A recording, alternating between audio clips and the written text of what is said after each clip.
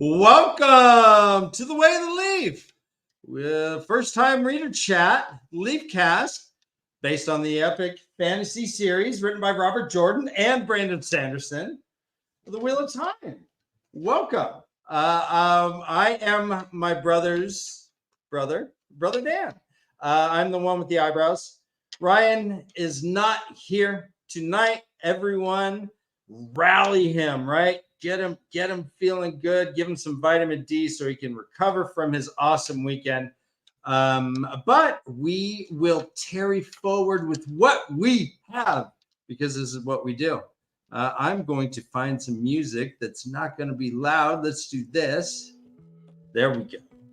And let me bring in our first time readers.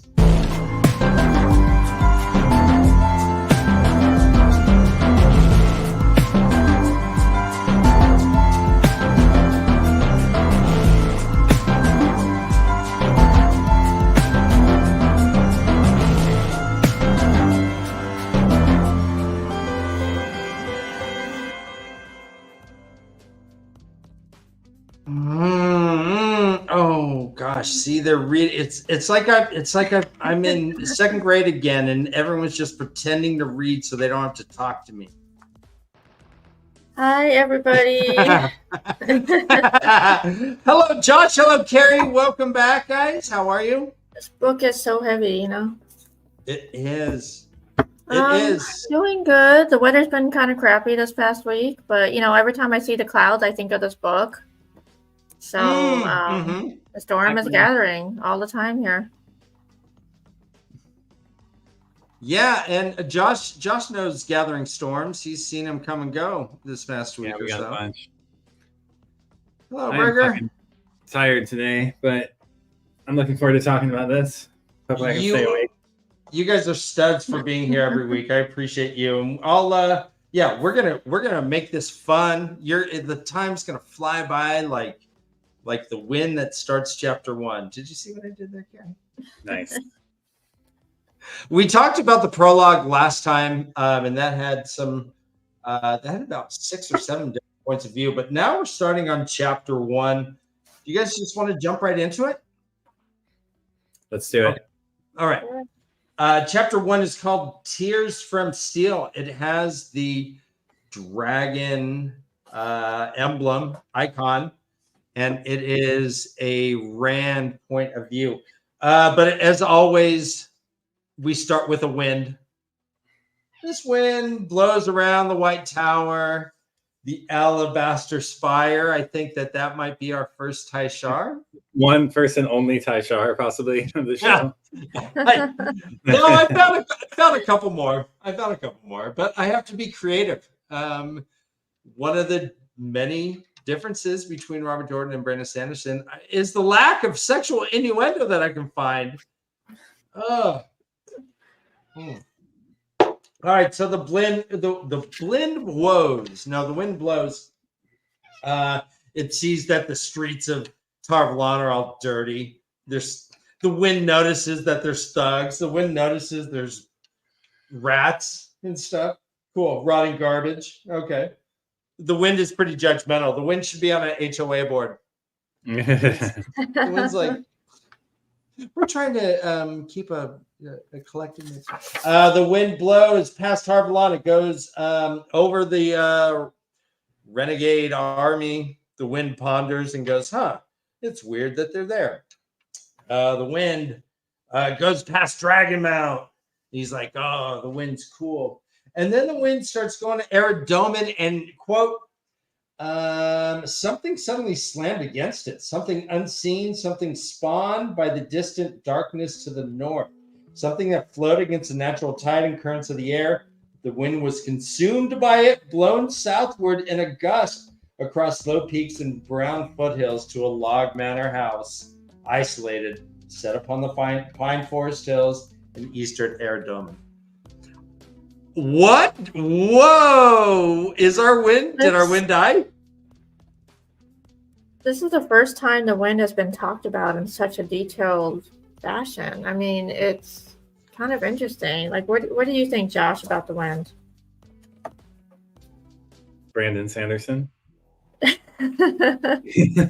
This is so just like the quintessential difference between Robert Jordan and Brandon Sanderson. I feel like short descriptive sentences that have a beginning and ending that lead somewhere and are not ambiguous. To a point. He's so descriptive and doesn't beat around the bush.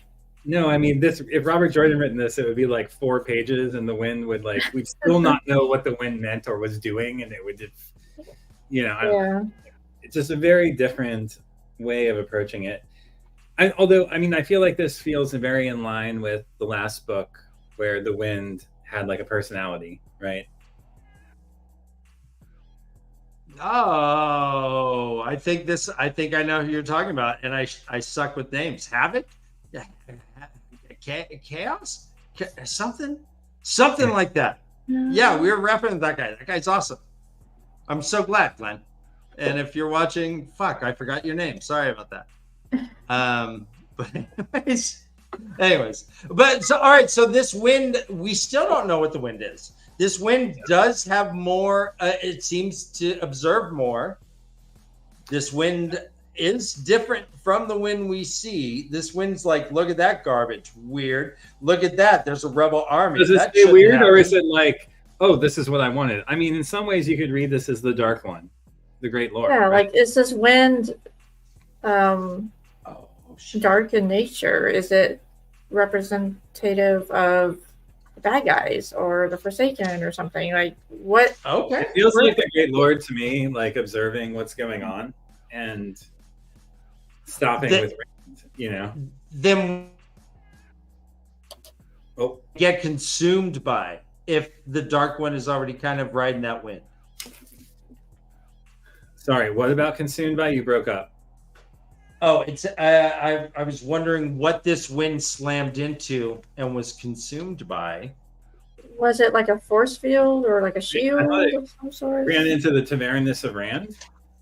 It says, I'll read it again. It says, it approached land known as Erdomon, and something suddenly slammed against it, something unseen, something spawned by the distant darkness to the north.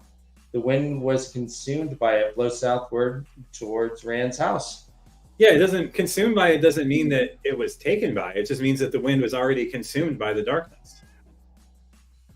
It was what did it slam into? Rand and his probably some shield around his manor. Okay.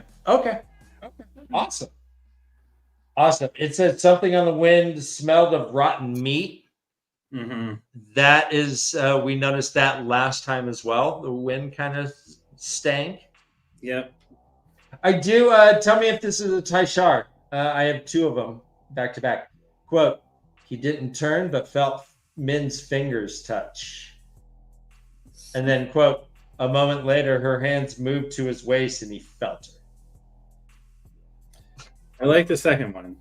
Okay. All right. Yeah. I mean, I was an Australian breakdancer. There's another one here. I was just trying. Go. There's another one here, too. Steel, he thought. Nice. I sympathize. Min is sensing his mood, and he is the dark wind stirs. Min, we're pretty bad. We learned that his eyesight. It says, quote, his eyesight hadn't been the same since the attack on that day he lost his hand. It was as if he looked through water at something distorted. It was getting better slowly. His eyes still messed up. Yeah. On top of all his stuff. He gets dizzy. Nobody knows about it? Like, he's not talking about it to other people? Like, he's just keeping it to himself like he always does? So ridiculous. Toxic masculinity. They're staying at Lord so-and-so's house. Some Lord's manor. It's in the woods. Rand is just staying at manors and estates. He kind of reminds me of how Putin travels, I'm sure. Like, just going to these, like, cool fortresses in the woods. And then, boom, suddenly he's just at some other, like, cool palace, like in stones. I don't know. Rand scrabbling like Putin, or like, so, I don't know. That's all I see. Let's see. Min's just worried about him. He's not thinking right. He's deep in his head. Luce Theron's kind of been there around there too. Giving him information about the Forsaken, Semiraj. Said she tortured an entire city to prove herself. She has killed 1,000 men 1,000 different ways to see how their screams would differ from one another. Yep. So he's got a lot going on. And he's wondering why he hasn't heard back from the Shanshin. He's like, man, I was the coolest with that. Like, I was as cool as I possibly could be. Right. I should hear something back, but yet nothing. Well, we know that the Sultan was going to take her sweet ass time because he doesn't understand the political structure of the Sanshin enough to know that no one can approach the Daughter of the Nine Moons. You can't just walk up to anybody and say things. You have to. There's a certain order you have to follow. Otherwise, you'll get killed. Yeah. One does not simply walk. Is that, were you doing the meme, Josh? The Sean Beam, was it Boromir meme? The Lord of the Rings. Oh, Lord of the Rings, yeah. One does not simply walk to the Daughter of the Nine Moons. And we learned that. Fingers. One does not simply. Yeah. Yeah. I was trying to do it. I'm like, what? Does not simply. Yeah. So Rand does answer the question about the wind. The Dark One stirs men, Rand said. He can almost think these winds were a result of his own Ta'veren nature. But the events he caused were always possible. The wind blowing in two directions at once, well, he could feel the wrongness in the way those pine needles moved, even if he had trouble distinguishing the individual needles.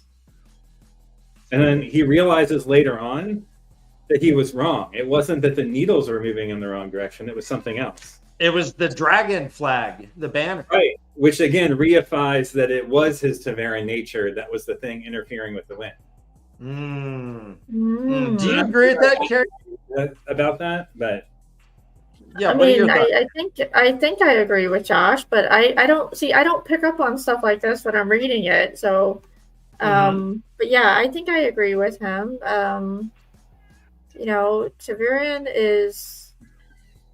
it's like we talk about Ta'veren. People in everyday life in the world know what Ta'veren means, but at what point do they do a deep dive on what, I feel like we're starting to get into a deeper dive on what this stuff actually is, and I love it. I will say this in the beginning, like the last show, I was hesitant with switching authors, but I'm like really enjoying the no bullshit approach in explaining things. Short, simple, sweet to the point. We're getting more information now. Totally. And we get a couple of info dumps during these couple chapters, so they're really important like that.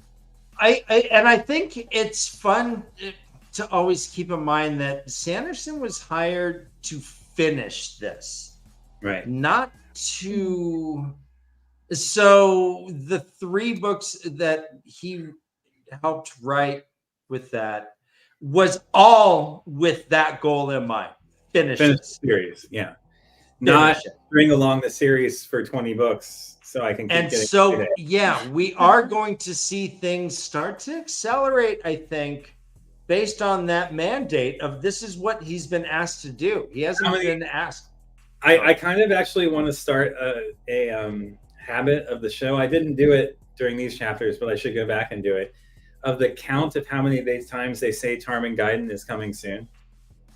I think it was said like 15 or 20 times in these 5 chapters, which maybe it was said 3 times in the entire series up until this point. Right. No, it is the major force. I mean, the last week has certainly changed things. Yeah, for sure. Noman Garden, let me pop this up. You get You Match Daniel award, because when you see the blue or the Taishars, do you see it on there yet? No. Anyways, that is exactly what I had underlined. Though he did not release it, he fingered. And then later, long, slightly curved. So I took out a couple of those. But yes, Taishar. Clink, clink. By the way, there's 22 people watching. Thank you all. Hopefully you hit the thumb on the way in or on the way out. And it would really blow Ryan's mind if we got like over 30 people to watch and he's not even here, right? And that would really boost my confidence. So let's see what you can do. I do love the comparison that's made here between the smell of rotting meat on the wind and the taint on Sidene. I'll quote. It was the Dark One's touch. Okay, here, let me go back a little bit. Meat spoiled without warning, sometimes only a few minutes after butchering. Drying it or salting it did not help. It was the Dark One's touch, and it grew with each passing day. How long until it was as overwhelming, as oily and nauseating as the taint that had once coated Sidene, the male half of the One Power. That is a really neat way to describe what's going on, I guess, right? It's this oily taint that is on reality. On the wind, on reality, like the dead are reborn. Mm-hmm. The dead, we learned here in one of these chapters too that like the dead coming back and killing living people is a thing. It's not just that the dead are there; it's that some of them kill people. God damn it! I love that that never gets old, ever. Yeah, and apparently seeing dead people, everyone has seen them. Yeah. They don't like to more of an talk. everyday occurrence to everybody. It's not just like a random mystery thing only happening to a few people. No, it's like everybody knows somebody that's seen something like this. Right. And Rand also notices that people on Bashir's camp, they notice the wind is all wonky too. And they don't talk about it. They're like, well, shrug. Right. It's like complaining about the weather. Everyone's experiencing it. Old people and babies have to deal with weather. So why are we complaining about it, right? But yeah, the Dark One is certainly stirring. It's better than shaken, I guess, though, right? The manor he's at is I had it right here. Lord Tellian.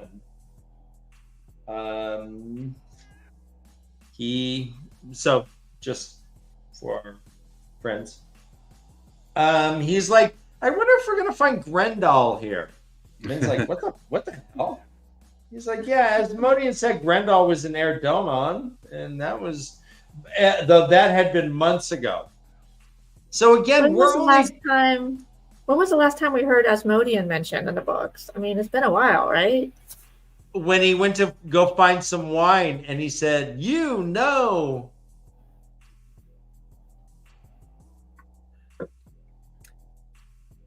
right? Yeah, I mean, we've heard his name mentioned a couple of other times since then, but not many. 3 or 4 times. We've heard him mentioned just like, oh, okay, like wondering what happened to him. Yeah, wondering what happened to him. Or Rand thinks about him and is like, I can't trust that. I don't know how to think of him. Like, what did he betray me or not? Yeah, and also his disappearance was unexplained. Rand was like, he was here, and we had this fight, and suddenly he's gone. And he's like, rats. I mean, it makes sense that he doesn't know what happened. We did get a point of view from Asmodean, where it seemed like he ran into someone he did not like. Right, but also knew. He died saying, you? He said, you know. I mean, Is it obvious that it's another Forsaken that killed him? I think it's the Forsaken. It had to have been a Forsaken who killed him. It could have been a golem. It could have been a. Okay, let's think about this. So it could be Padden Fane, Ravine. It could be Ponfane. Yeah. Could have been. A Would he have Draconic. known, would he have known Nynaeve or Elaine? Probably not, right? What about Yeah, Moraine? Maybe it's Fael. Fael's known to just kill problematic people. Yeah. Now we know. Didn't know that before. Yeah, I guess that's a good question, DK Moon. So Grendel, or Ravine. Oh, and I I felt don't like think the book- Ravine had died. So this was after Ravine had been killed. I mean, is the book alluding to the fact that Grendel had something to do with it? Even though it didn't clearly say it? Like, I felt like she was involved somehow. It was not clear at all. Yeah. So, I don't know. Yeah, this is something that has been discussed a bit. I don't think Ravine was dead yet. I think it was during the battle, wasn't it? It was during the battle where Ravine and Matt and Rand were fighting in Camelot. The Asmodean died, isn't it? It was it was after though. After the I thing. think so. I think it was during.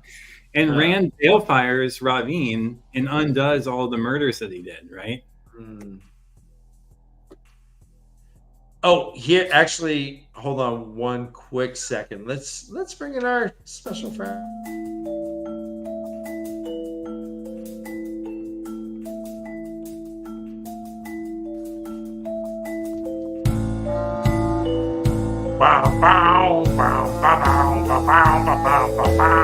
Hey, Dan! Joey! You want me to pull up the screen right now? I mean, you can. Are you ready? What time? Ooh. Oh, it looks weird. Let me try. Let me change that. Wait, I think I have it. Oh, okay. Yeah. Hi, Well, Joe. let's take that down, and we'll talk about that later. You know, it looks. What's up, Joe? Yeah, it looks Hey. great What's backstage. up? Yeah, it did, didn't it? I don't know. Hi, Joe. Oh, hi. How's it going? Great. You did your 4th or 5th show about Shadow Rising. The fourth? How many times have you talked about chapter 1?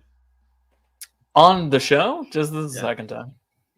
Oh, well, come on. No. You did. This is the No. This is our reread. Okay. Yeah. Yeah. Doing, get your drum. yeah, we're doing the reread of Shadow Rising. Nice. I have a Taishar since you. Oh, you're gonna have to drink again because hold on. Quote: though he did not release it, he fingered. Nice. Good one. It may be more than one sentence. Yeah. Is this the chapter where we see Rand with his new sword?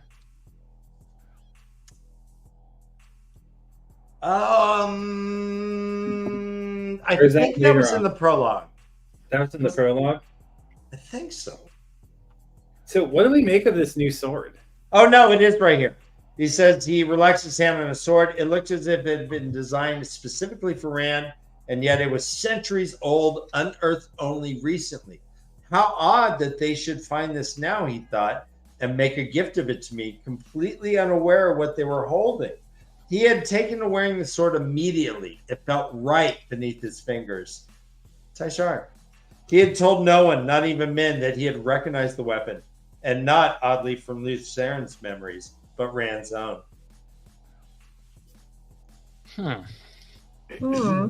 Carrie? Huh. That's an odd little paragraph. Something from his own memory, but not lose Theron? Something that was unearthed, meaning it was old. It's a mystery. Is it now? I don't know. I have no clue, Josh. What do you think? I mean, it's not from Luz Theron's memories. It specifically says. So it had to be either some other person's memories who he holds, maybe like Arthur Hawkwing or some other hero of the Horn, or something that he saw while in Ruidian, potentially. Mm.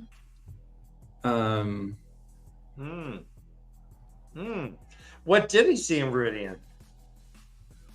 A lot. Yeah. He saw somebody picking up a sword for the first time, giving up the way of the leaf. Right. Okay, right on. I can't say Oh my gosh, anything. I love this. Sean and Chad is, you're just on a roll tonight.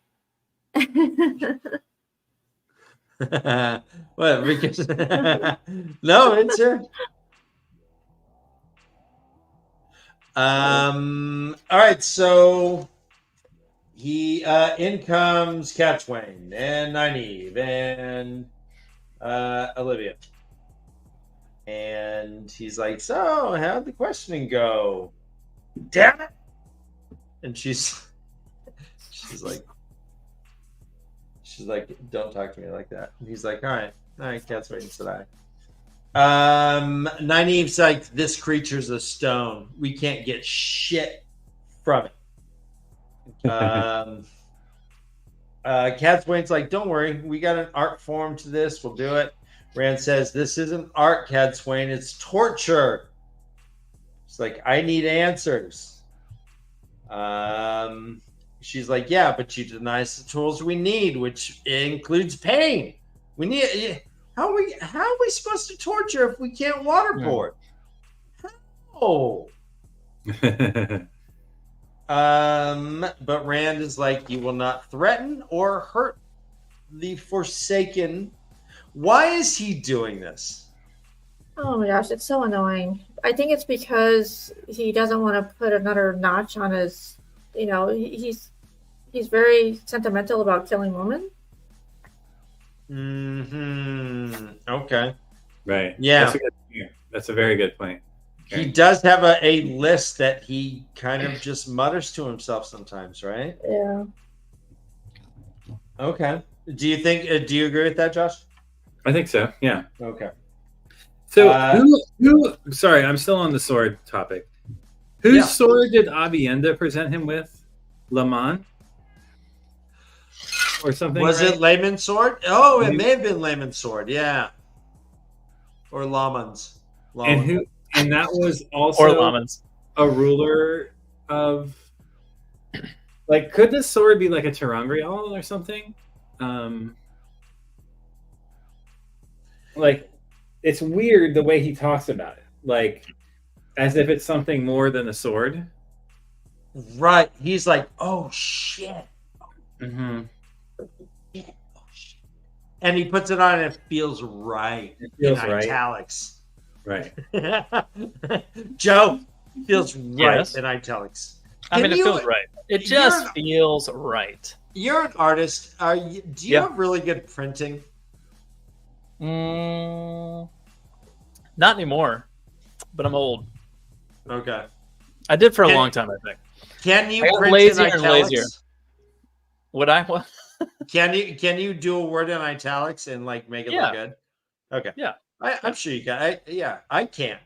What, Carrie? What do you make of the breakdown? The further breakdown and dissolution of the barrier. Llamas. No, it was Layman. No, but Llaman, you are right. Layman. You are right. You are correct. It's Am I not the unmuted? No, you are muted. you were. I'm sorry. I was just confirming that it was Layman's sword. Okay. Sorry. Carrie, what do you make of the further breakdown of the barrier between Luz LTT and Rand? And like Rand's own admission that he doesn't want to banish Lews Therin anymore because he needs his information. Yeah, that was pretty wild when I read that. He's the only one, and it might have been mentioned in a different chapter later on, but he mentioned about how he was the only one who knew how to seal the bore. Damn. And he's like, well, maybe I should keep him around a little bit longer because we need this information in case we have to do it again. Hello, Yehebel. Yehebel.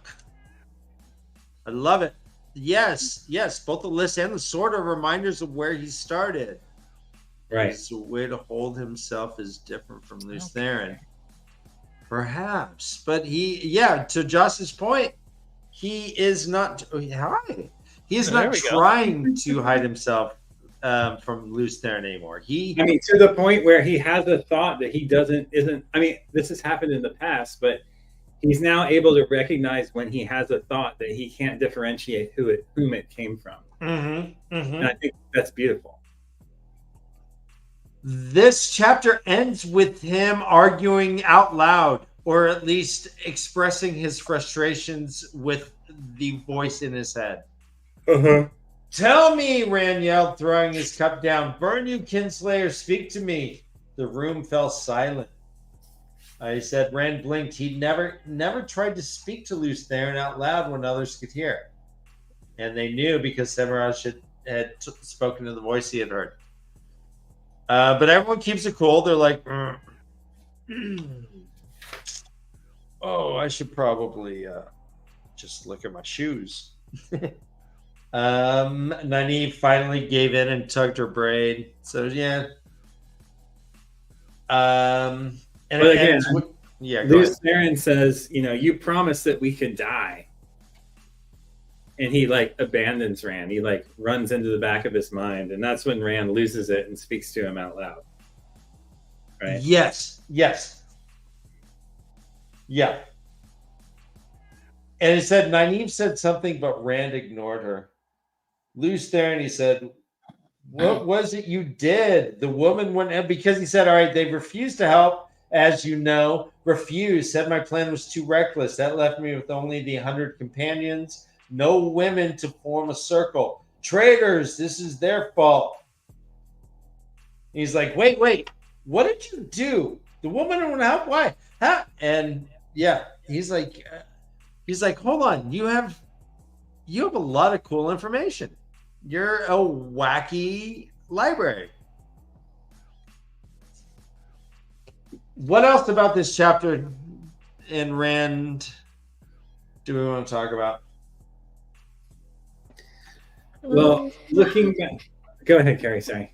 No, you go ahead. I'm looking over my notes. I was just going to say one thing, which is looking back through the lens of the Cadsuane point of view in a couple of chapters.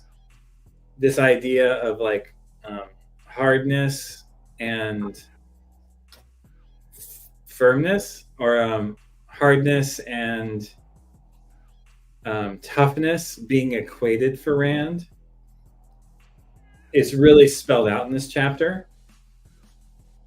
And he steels himself and hardens himself against all of these things where the tougher person, the bow that bends and doesn't break, would bend and flow in response to these things as opposed to hardening themselves and pushing them away.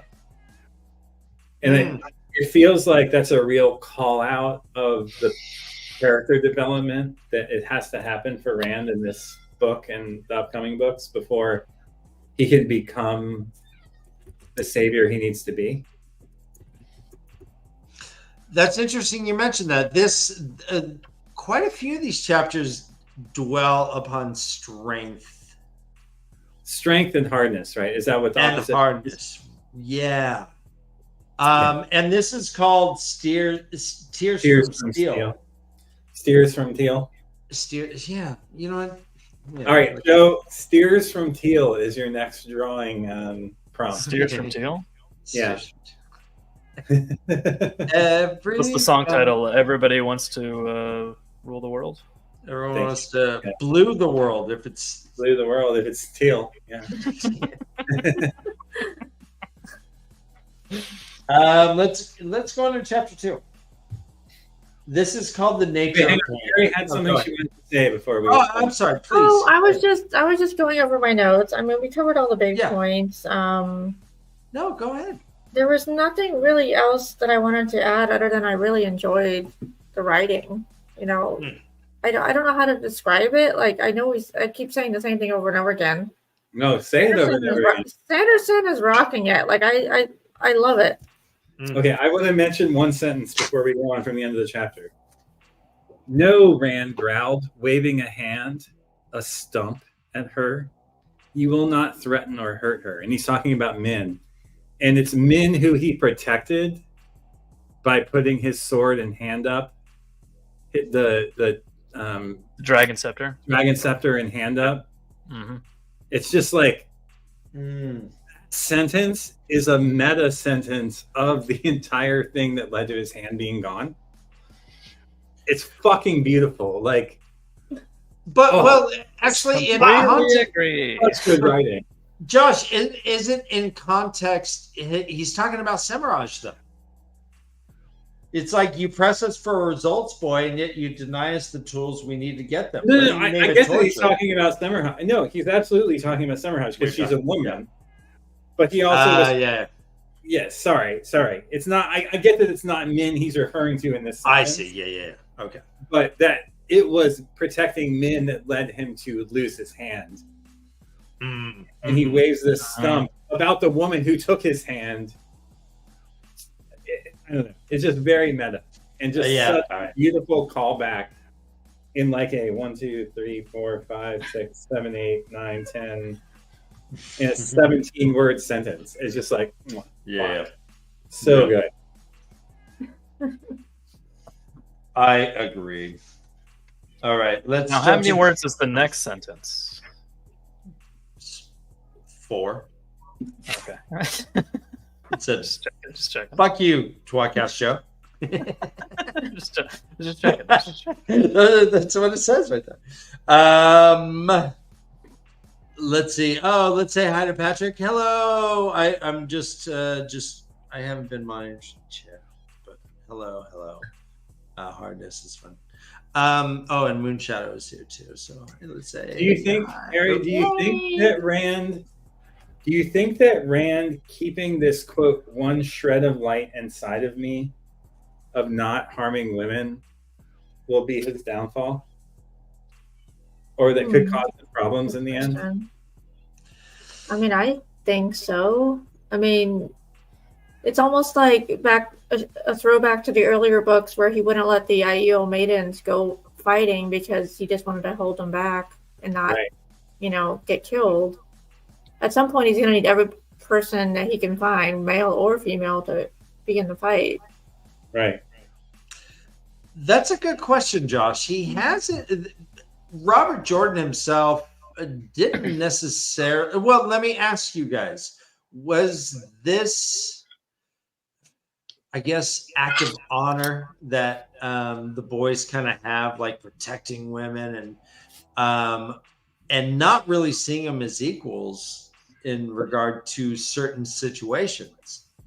Whereas, how meta do you want to get about this? I mean, whereas the reason they failed though in sealing the bore was because they didn't have the circle. They didn't have the combination, perhaps, right? That's what Luce there may have been saying.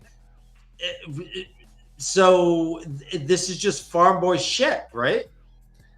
Well, I mean, again, how meta do you want to get? I mean, one can step back enough to the point where one sees this as a claim of the author that not perpetrating violence against women is so important that one pulls back from the values that one has to ensure that it doesn't happen. And as someone who witnessed the Vietnam War, where this was like killing women and children by American soldiers was a documented and well-known issue that many soldiers dealt with when they returned home as part of their PTSD and part of the what scarred them from this war. I can understand it, right? But at the same time, is that then like can I then project that forward to becoming a problem?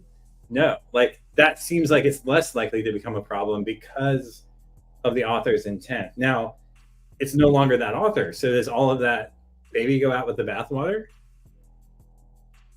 I don't know. Do we read this from inside the story where it really is like the idea of masculinity within the story that creates this representation of this idea? That's a whole different set of assumptions and presumptions about how the characters act and where the values are within the system of ethics that outline those characters' lives. So it depends on from where you're looking at it, how you approach it, right? Well, let's look forward. Is this going to be an issue for him in the last certainly battle? Seems like this is foreshadowing that not treating Semirhage with the utmost hatred is going to backfire. Not recognizing the danger, her full danger, and shielding her from the full brunt of the available methods is going to backfire. This feels like foreshadowing of that. I'm jumping ahead a little bit, but we do have a Cadswain point of view where they are interrogating Semirhage, and she comes to the realization that pain wouldn't work anyways. So is Rand doing a good thing here instead of being a detriment? Is he actually helping himself? Because So again, I mean, so then that becomes the author's values potentially being translated into multiple characters' POVs, or is it values of the world that both of them share, or is it a foreshadowing that it wouldn't work? Any of those things are possibilities, right? Right. I think that this list has been considered a burden for him and perhaps a detriment to some of the decisions he's made. However, Cadswain later goes, yeah, if we had just used pain, it wouldn't have worked anyways, and it would have been futile and blah, blah, blah. So I don't know. I think he's seen it both ways. I don't know. This is in regards to just... Again, I'm not trying to make a claim. I'm just trying to outline how the complexity of looking at it from different perspectives as someone who's reading the text and trying to understand it. Like, there's a lot of ways that it could be slated. Yeah. All depending on where and how you're looking at it within the narrative. Well, in regards to treatment of women and not caring if you use paint on a woman, let's go to the Egwin chapter. Chapter 2, it's called The Nature of Pain. It's Egwin, and right off the bat, I have a Taishar here. Tell me if you... Solid segment, Dan. Thank you. Quote, up straight, backside aflame with the now familiar agony. Should I read it again? Or were you guys, or did I take all your breaths away? We're good. I took all your breaths away? Okay, Taishar. Yeah, this is Egwin. She is just gotten hit. One last thing before we move. He couldn't summon even a wry humor. Not anymore. Light, I can't keep this up. My eyes see as if in a fog. My hand is burned away, and the old wounds in my side rip open if I do anything more strenuous than breathe. I'm dry, like an overused well. I need to finish up my work here and get to Shai El Ghul. And then Lew Therin replies, otherwise there won't be anything left of me for the Dark One to kill. Like this thought is so intense, and he's still seeing in a fog. So does that mean that he and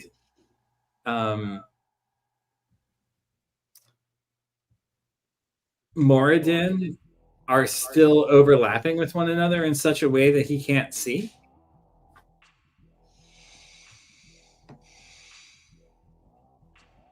We saw Moradin acting as if his own hand was gone as he massaging his hand while he talked to Grendel. Mm-hmm. Do you think his eyes were messed up too? Well, maybe he's seeing the Sa'a. Maybe his vision is bothered by the Sa'a and more than his own eyes. Oh wow. Right? Yeah. Mhm. What do you think, Carrie? I'm not sure, but there's been talk about we're hearing an echo now in the stream. Does anybody else hear that? I heard that too for a second. Yeah, I don't know where it's coming from. Is it from me when I Let talk? me talk loudly. Hello? I'm not hearing it anymore. Yeah, I didn't hear it at all. So we'll move on, and if it happens, let us know who it is if you can't chat. So Egwin just got her butt whipped.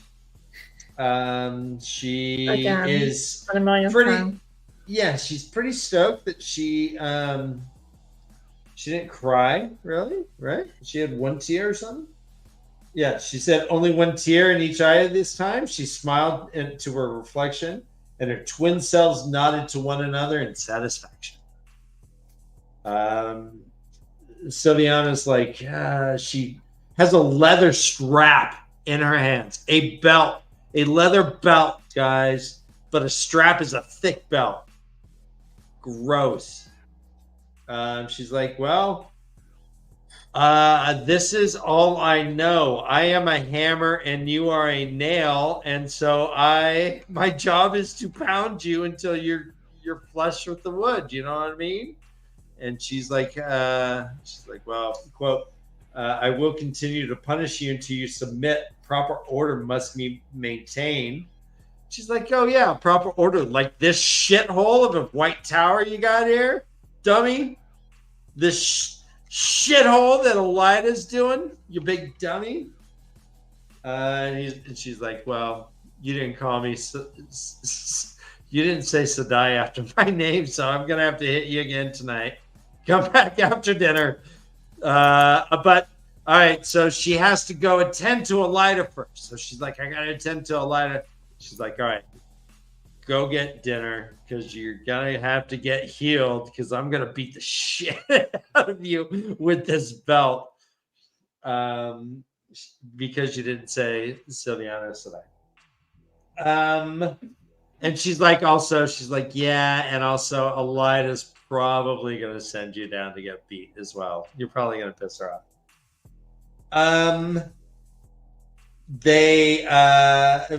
Egwin says, are you pleased with this too? Oh, she goes outside. She sees her two minions walking around with their fork root tea, waiting for the hour so they can dose her. She's like, are you guys stoked with this? This is shitty, right? This is kind of a mountain of shit. She's like, she says, quote, put these things away and look. Are you proud of this? The tower spent centuries without an Amerlin being raised from the red. Now, when you finally have your chance, the chosen leader has done this to the tower. She knows that Sylviana heard. She heard that door close. She's like, yep, planting seeds, baby. Quote, Taishar, this one's a stretch. Joe, that's so awesome. What are you drawing, Joe? You're muted. So unmute and then talk to me. Unmute. Oh, sorry. All right. I said I'm sorry. I said I'm behind one day on the prompts. This is a banner. Is the prompt? Banner. Oh, nice. Okay. And whose face is that? This is Rand. That's Rand out there. Dragon banner, little ancient Aes Sedai banner. I love it. Oh, I we'll love see it. There. Okay. We'll get there. Okay. I just want to fill everyone in so that they can watch you construct your art. God damn it. This is so awesome. I get distracted. All right. I'm sorry. Quote, time to dawdle. It appeared that Albion wasn't going to come this evening. Taishar? Well, the answer is obviously yes. So she finally gets to the Everlands. Well, I'll say Elida's quarters. Says Elida's sitting there with the. Go ahead, please. Okay. Talk about on her way to Elida's quarters, she not only saw the corridor change, she saw some paintings that were altered. Right. The first time they talked about that aspect of it. Like, objects are changing, not just hallways. Joe, how weird would it be as an artist if something you had drawn a long time ago and then suddenly you see like they're all bloody and all like apocalyptic, like it had changed? Well, I mean, okay, sorry, answer that question, Joe, and then I'll say right. Yeah. Answer the insane question. How weird would it be if my drawing changed? That'd be pretty weird. I mean, so I want to point out the historicity of this. Like, it's not just the drawing changed.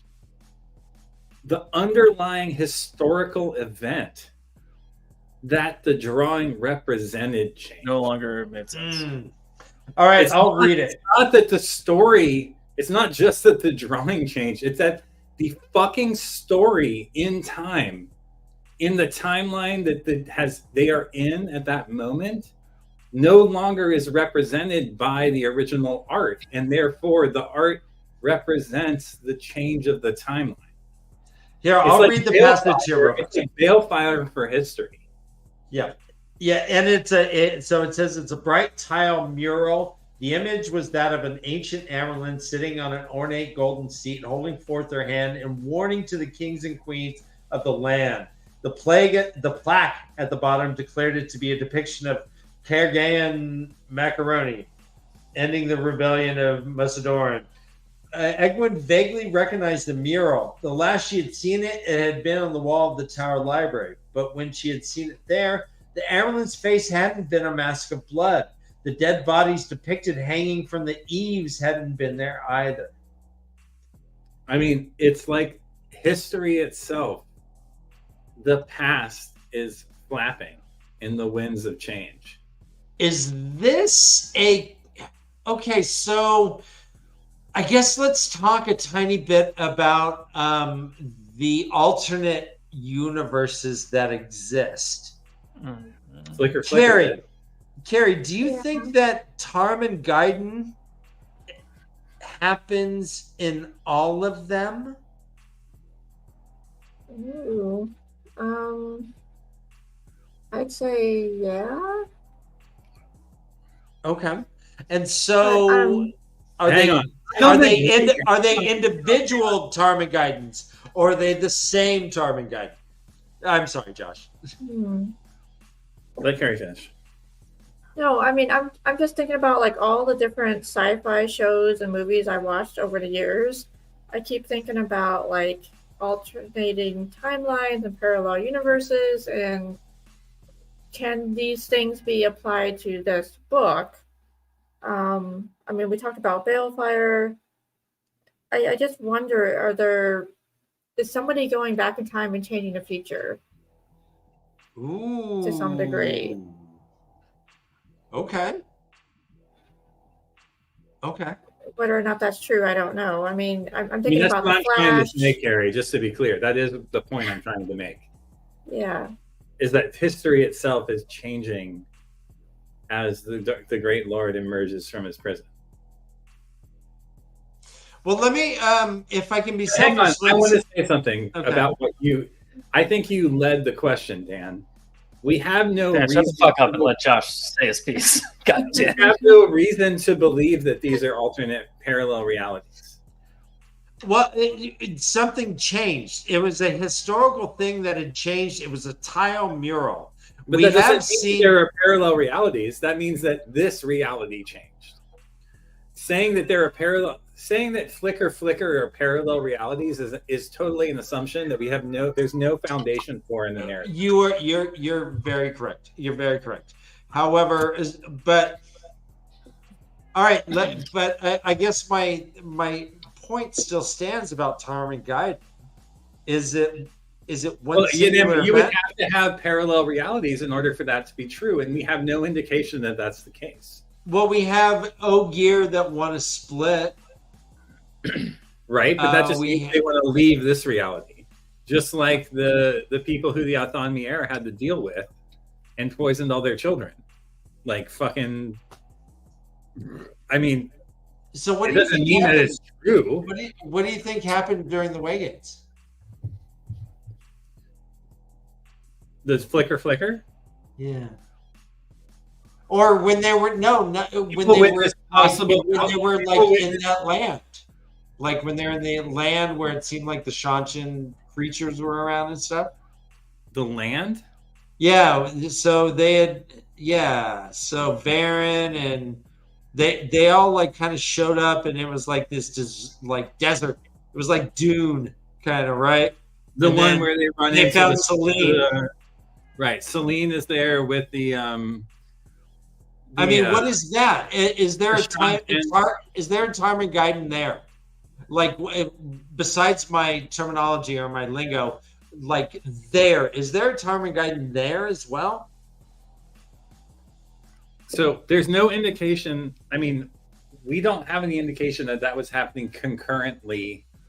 Like, okay, I know we haven't seen this for a while, but remember when they all went to the MC Escher world where Rand witnessed the Forsaken arguing and shooting balefire at one another? Uh-huh. Like, yeah. Was that Tel'aran'rhiod? Was that some other place where time and space are bent weirdly? How do the Aelfin and Eilfin fit into this? And what is this place that the Ogier and this other race of people who had to deal with the Athon-Mier fit into this? Like, the flicker could just be alternate realities. They don't have to be concurrent parallel realities that overlap. They could be other turnings of the wheel, potential turnings of the wheel. There's no indication that we have like quantum flux. I mean, I get that this book is written at a time where like quantum, like woo-woo quantum whatever Okay. is like Yeah. it's like a thing in the... Well, I wasn't necessarily suggesting that, though. I think I was suggesting more alternate reality. So if there was an alternate reality, was it hallucinogenic then? Or is there a Tarmangaiden there? I get what you're asking. Is does Tarmangaiden have to happen in all parallel realities concurrently? And if Or there just are the there- dominant reality where all of the main characters share a concurrent recognition of reality? I mean, I haven't seen any indication here other than the Aelfin and Eilfin that there are multiple realities happening concurrently. In which case, there is only one Tarmangaiden. It's the one that's happening in consensus reality that all of our characters are experiencing through their consensus experience. Okay. Now, that's not to say that in alternate realities there aren't also Tarmangaidens. Now, whether those Tarmangaidens all turn out the same, I would doubt, right? Like, clearly Rand's behavior might be different in alternate realities than they are in this consensus reality. In fact, I would argue that is the very case that makes it so they are alternate realities. Is that characters behave differently? Yeah, I mean, yeah, because we're talking about art changing. It was a tile mural. We've had changes where corridors go away. So that means that staircases go nothing. But this was just one way to consider. right? Well, let's take a step back. One way to consider a possible reality in which corridors become different is that history itself is unraveling, and therefore the architects who made decisions that led to corridors being the consensus reality way of existing made different decisions in a past history that are no longer concordant with the shared reality. Well, that would be like a balefire situation, Josh. Exactly. Balefire is a great case example of like what this would look like, and why I said Balefire as an example. Like, this is Balefire scaled to a universal theme, right? It's not just obliterating one person's timeline in history or the object's timeline in history, which is hit by the thing, but this is like universal balefire. Okay. Okay. See, I love this shit. Thank you. I'll get back. We're on So many thoughts that I can't say, Josh. So many. So many thoughts. Finish this book. We need like 7 weeks of just follow-up shows wherever we can show our ideas. After you guys are done reading these books, you just go back to every book and be like, hey, remember that thread I wanted to pull? Can we pull that further? I think one of the things that we did learn in this chapter is that James Bond is not a dark friend. I'm going to quote it right here. It says, "The dark one stirred and the very pattern itself was shaken." And of course, Not James stirred. Bond. Yeah, shaken, not stirred. Thank you.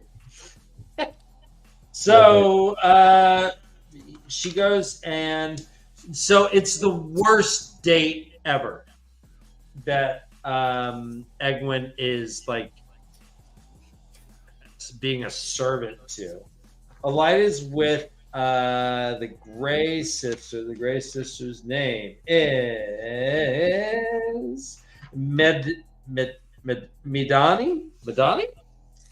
And they used to, they used to fuck back in the day, like when they were novices. They pillow friended up. It's okay. Back in the day. It's fine. And Madani is actually one of the rebel Aes Sedais who had come back trying to like spy.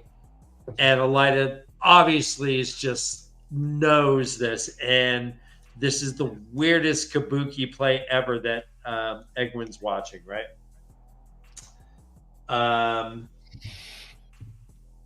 She sees Elida has the stole. The stole only has 6 stripes, not 7. Well, one does not simply... Hold on. Carrie, do the hand signal. I can't do it. One does not simply disband one of the Ashas.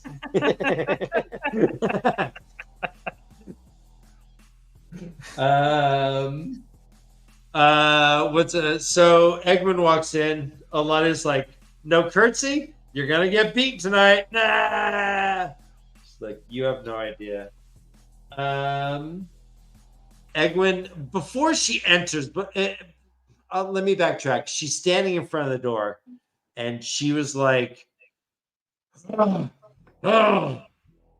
Elida's the worst. Look what she's done to this tower. Look what she's done to the Aes Sedai. She's the worst. I'm gonna go in there and I'm gonna kick her right in the nuts. I'm gonna kick her right in the nuts." And then she's like, wait a minute. If I go in and kick her in the nuts, this. All right, I gotta be tactful. Tortured, executed. Probably not a good idea. Not the best game plan, but it's like going and seeing like the worst person just sitting there, just like, "Oh, hi, serve me, oh, Barb." And Egwene just wants to scream at her and just be like, "Listen." Anyways, I almost said Trump a few times, and I didn't want. Anyway, so she's like, "I'm gonna play cool. I'm gonna be cool. Elida's like, "Hey, bitch," and she's like, "Yep, that's me." and Elida laughs.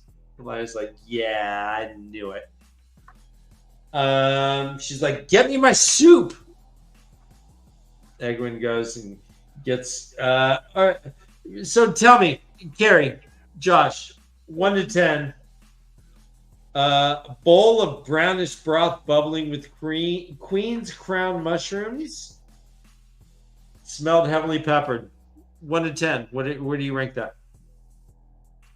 Would I ever eat that soup? Yeah, that's what I mean. Probably. Oh, that's the ranking? Oh. Yeah. 6? 1 to 10. 6? No. Okay. I'm not really in the mood for mushroom soup. Sorry. Okay. No, Queen's Crown mushrooms?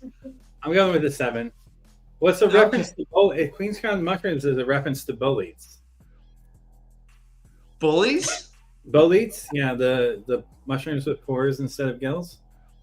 Edible mushrooms. I didn't know that. Fucking Josh. Fucking Josh. To me, it sounds great. I like a good mushroom soup. I'd give it an 8. Joe? Yeah, it sounds great. 0 out of 10. Joe? Why Not do I having have you on? Why do I have you Not on? having the show? it. What? Mushroom soup? You're doing a 0 out of 10? Okay. Yeah, No, 0. You said 0, Joe? Yeah, 0. You hate mushrooms? Despise them. Fungus? Do you want me to eat fungus? Yes, please. Yeah. I'm out. Yeah. It's good for you. It's a new living. topic. Do you know how many things I don't eat, even though they're good for me, Josh? A lot. Oh, really? Oh, I didn't know. All kinds I'm of learning something new about you today. I'm excited. Guys, cream of mushroom soup with rice and chicken. You put that shit in a pot. You're fucking golden, man. Okay. Creed's All right. crown mushroom. Yeah, that was like Okay, instant pot Let's- cookbook 101. Instant pot cookbook 101. let's talk about how Elida still thinks that the Sanchan are a fairy tale, and Let's Mhm. talk Yeah, about how the that's- Shanshan still thought that Trollocs were a fairy tale. right. yeah, that's true.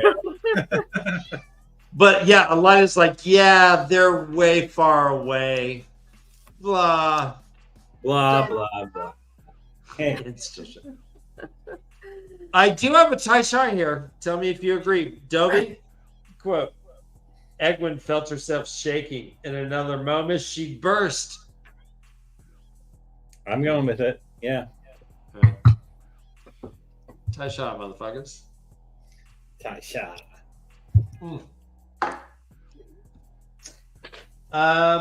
So, Okay, so character growth. So, how far did Egwene grow as a character in this chapter? She's been growing since she got kidnapped. I know, and it's like this is like 7 to 9. Like, I feel like she's about to emerge from her chrysalis. the standard had been set last book where the novices were giving her a cushion for her bench. Yeah, They're all helping her out. Yeah, they're all like stoked with her. but here she Braveheart. actualizes. She has the recognition of the ideal about the nature of pain. She realizes she's winning the war against Elida and like reverses her approach entirely to tearing down the White Tower to building it back up. I mean, this is like beyond one level of growth. In my opinion. Yeah. Well, I mean, this is the first time that she was face to face with Elida, and she's like, "You are shit." Uh-huh. She ends up getting so upset because Elida kind of muses about, you know what? These 3 oaths, why aren't they 4 oaths, man? Why isn't there a? Didn't Egwene have Aes Sedai swear fealty to her? Yeah. Well, not fealty. I think it was obedience. Right. Well, isn't that exactly what Elida is talking about? Kind This of. was the one point where I was like, you know, bitch is not very self-aware. Yeah. It's like, but Okay, she was doing it to search out Black Aja. Yeah. Elida's using it just to blanket. But I mean, isn't that Just what the the very rebel? fact that Egwene is just the very fact that Egwene is reflecting on the 3 oaths, things she has not taken, and reminiscing about their importance is very suspect. Yeah. Josh, I mean, yes, I agree. That's true. She hasn't physically taken the oaths, but I mean, like, she's been living by them for a long time now. Convenient. But isn't that more? But isn't that more that like she Kira can- in a sense that she's not bound by some fucking oath, Ron? Right, That but she's isn't like, she the one who lied when it was necessary? And she was like, Sure. "Oh, it's so convenient. I'm not." I mean, maybe Right. that was Good naive. thing I did. Yeah. I mean, yes and no. I mean, yes, you did. this at the same time, did the Aes Sedai not lie by like half truths and like Oh no, absolutely. wriggling around the My around the bush? omission Like, is 100% a thing. I'm just saying, like, you know, like, No, yes, I hear she's you. I done hear you. nothing that the other Aes Sedai haven't done, is what I'm trying to say. I'm But not she's trying trying to- to uphold the oaths in an almost a more pure way. I'm not trying to take away from the growth.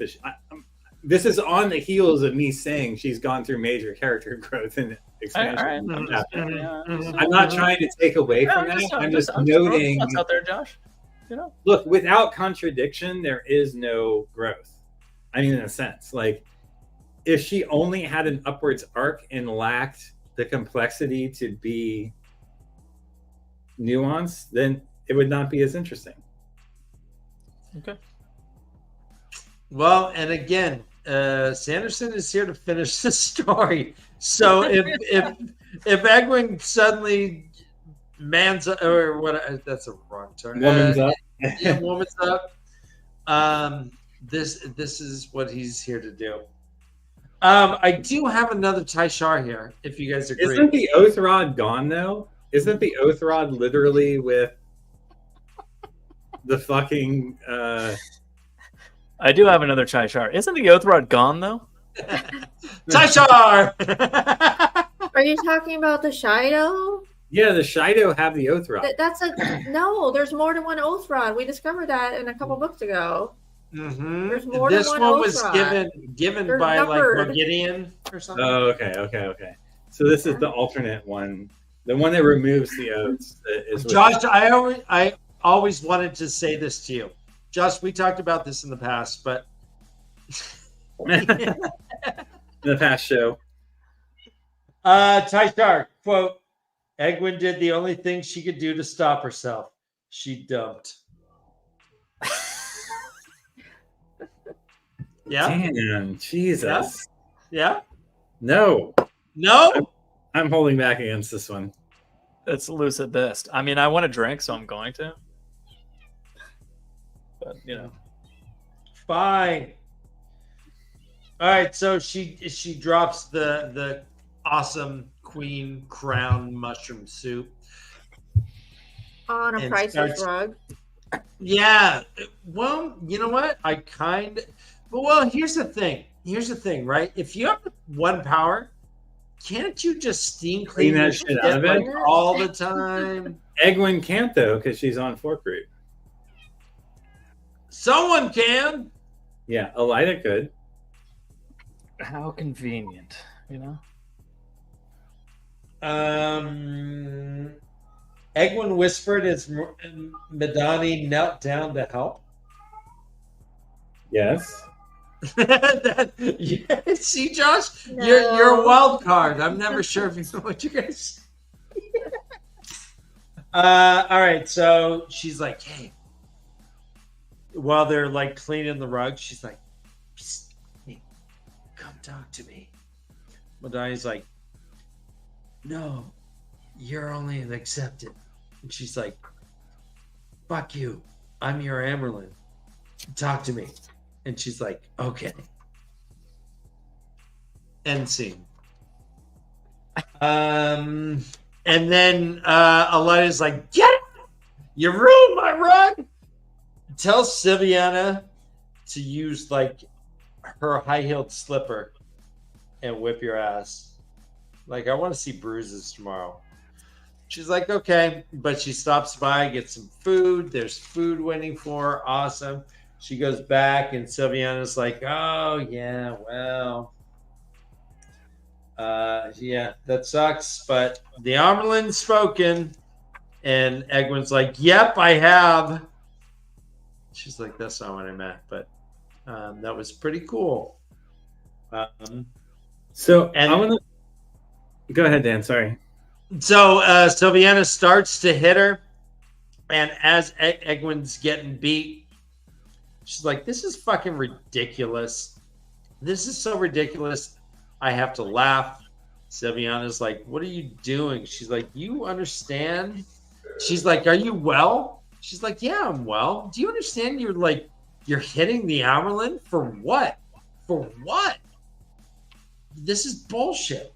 She's like, go ahead and finish fucking hitting me so I can go go do shit. It starts with like she has a lot of work to do. Judged it insignificant, impatient for the punishment to cease. When you beat me, you beat the Amerlin seat, and that should be amusing enough to make us both laugh. And that's it. Go ahead, Josh. Okay, so I couldn't help but notice that. So, who is Egwene in this moment? She's a child turned through manipulation into the leader of the most powerful group of women in the multiverse, in the universe, right? Like in Randland. Mm-hmm. Here is a child chiding the parent who's beating her for beating her. Yeah. Yeah. Right? Like, I'm not like, I haven't quite gotten to processing like the like complexity of this, but there's something that I don't quite yet understand about what is being said here. Well, I understand it. Lay it on me then. Okay, so the whole point of this chapter is that Egwene is now embracing pain like the Aiel do. That's Right. the whole point of this chapter. Yeah, but that So doesn't the fact that address she's her being the child Amerlin put into place as a joke to be manipulated by the parent who then beats her, that is now she is the one reverting wisdom onto them. Well, let me remind you. I'm not saying you're wrong. Amerlin, I agree that the point of this chapter is exactly what you said. the There's Amerlin, something bigger going on here that I don't understand about specifically Egwene being well, the they Amerlin reversing this, like all of these tropes. well, They the put her- Amerlin's called mother. Is she calls the other Aes Sedai daughters, not sisters. Yeah. And no, so for the mother figure to be spanking Egwene, but she is actually the mother. uh-huh. No, it's a very Freudian like reversal, like psychotherapeutic reversal going on. Yeah. Go ahead, Carrie. Yeah. I mean, Carrie. I just look at it from a simple perspective. They put her on as the Amerlin seat as a puppet, not knowing that she is fully capable and more of doing the job, above and beyond. She gets an A+ on her performance review. She, they are underestimating her ability, and it's Right. trickling out right now as she's in the tower. Like more and more people are understanding that she is fully capable of this job, and I'm just really curious to see how this is going to end with her arc with the other girl, Elida. What's going to be the final point where she overtakes her? That's what I'm curious to know more about. I mean, imagine being Sylviana, right? You have this Amerlin that you don't really are digging, but then this little girl comes in from like the rebel thing. She's there to like whip her breakfast, lunch, and dinner. She's just like her arm's sore. She's getting like belt elbow from hitting her so often. And this girl is acting and is speaking logic. She's like, look around. This is bullshit. You're hitting me for this? It's her, I guess, understanding the IO way, maybe. Sure. It is, but I think more than that, it's her embodying the future of the Aes Sedai.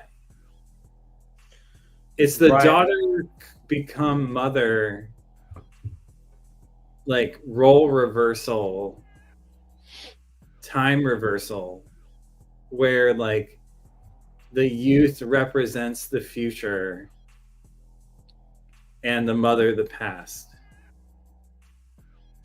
It reads here, quote, as the beatings continued, she realized that nothing that they could do to her body would ever compare to the pain of soul she felt at seeing the White Tower suffer beneath Elida's hand. Compared with these internal agonies, the beating was ridiculous. And so she began to laugh. It wasn't a forced laugh. It wasn't a defiant laugh. It was the laughter of disbelief, of incredulity. How could they think that beating her would solve anything? It was ludicrous. But this is a problem we've always had with the White Tower. Why are they such authoritarian? Like, why do they use beating as the method to bring women to submission?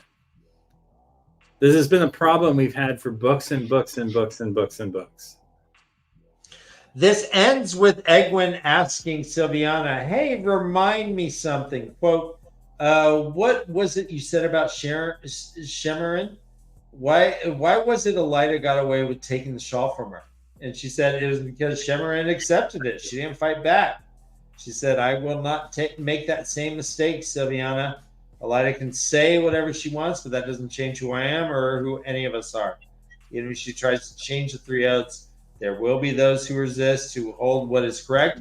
And so when you beat me, you beat the Amerlin seat. And that should be amusing enough to make us both laugh. She's like, go ahead and finish, but I'm impatient. I'm bored. That's how it ends. Yeah. I'm done. I'm done with your slipper and your belt. That's how it ends. What else about this, Carrie, did I miss? Let me check really quick. Your notes are awesome, by the way. In our Discord, there is Carrie's, which you I try to write them in real time, so I have like my oh my god moments written into the. They're well written. I really enjoyed those summaries. Thank you. And you put spoiler bars. Basically, she's being sent to get more beatings. Like it's just never ending.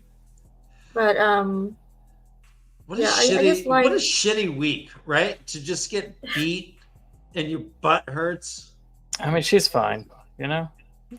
The familiar I feel like agony. all that training that she had with the Aiel Wise Ones, like this is coming full circle. She's now not only growing as an Aes Sedai, but she's also growing as an Aiel. Would she be at this level if she had not worked with the Wise Ones? Do you guys think? Totally. Do you think Giotto?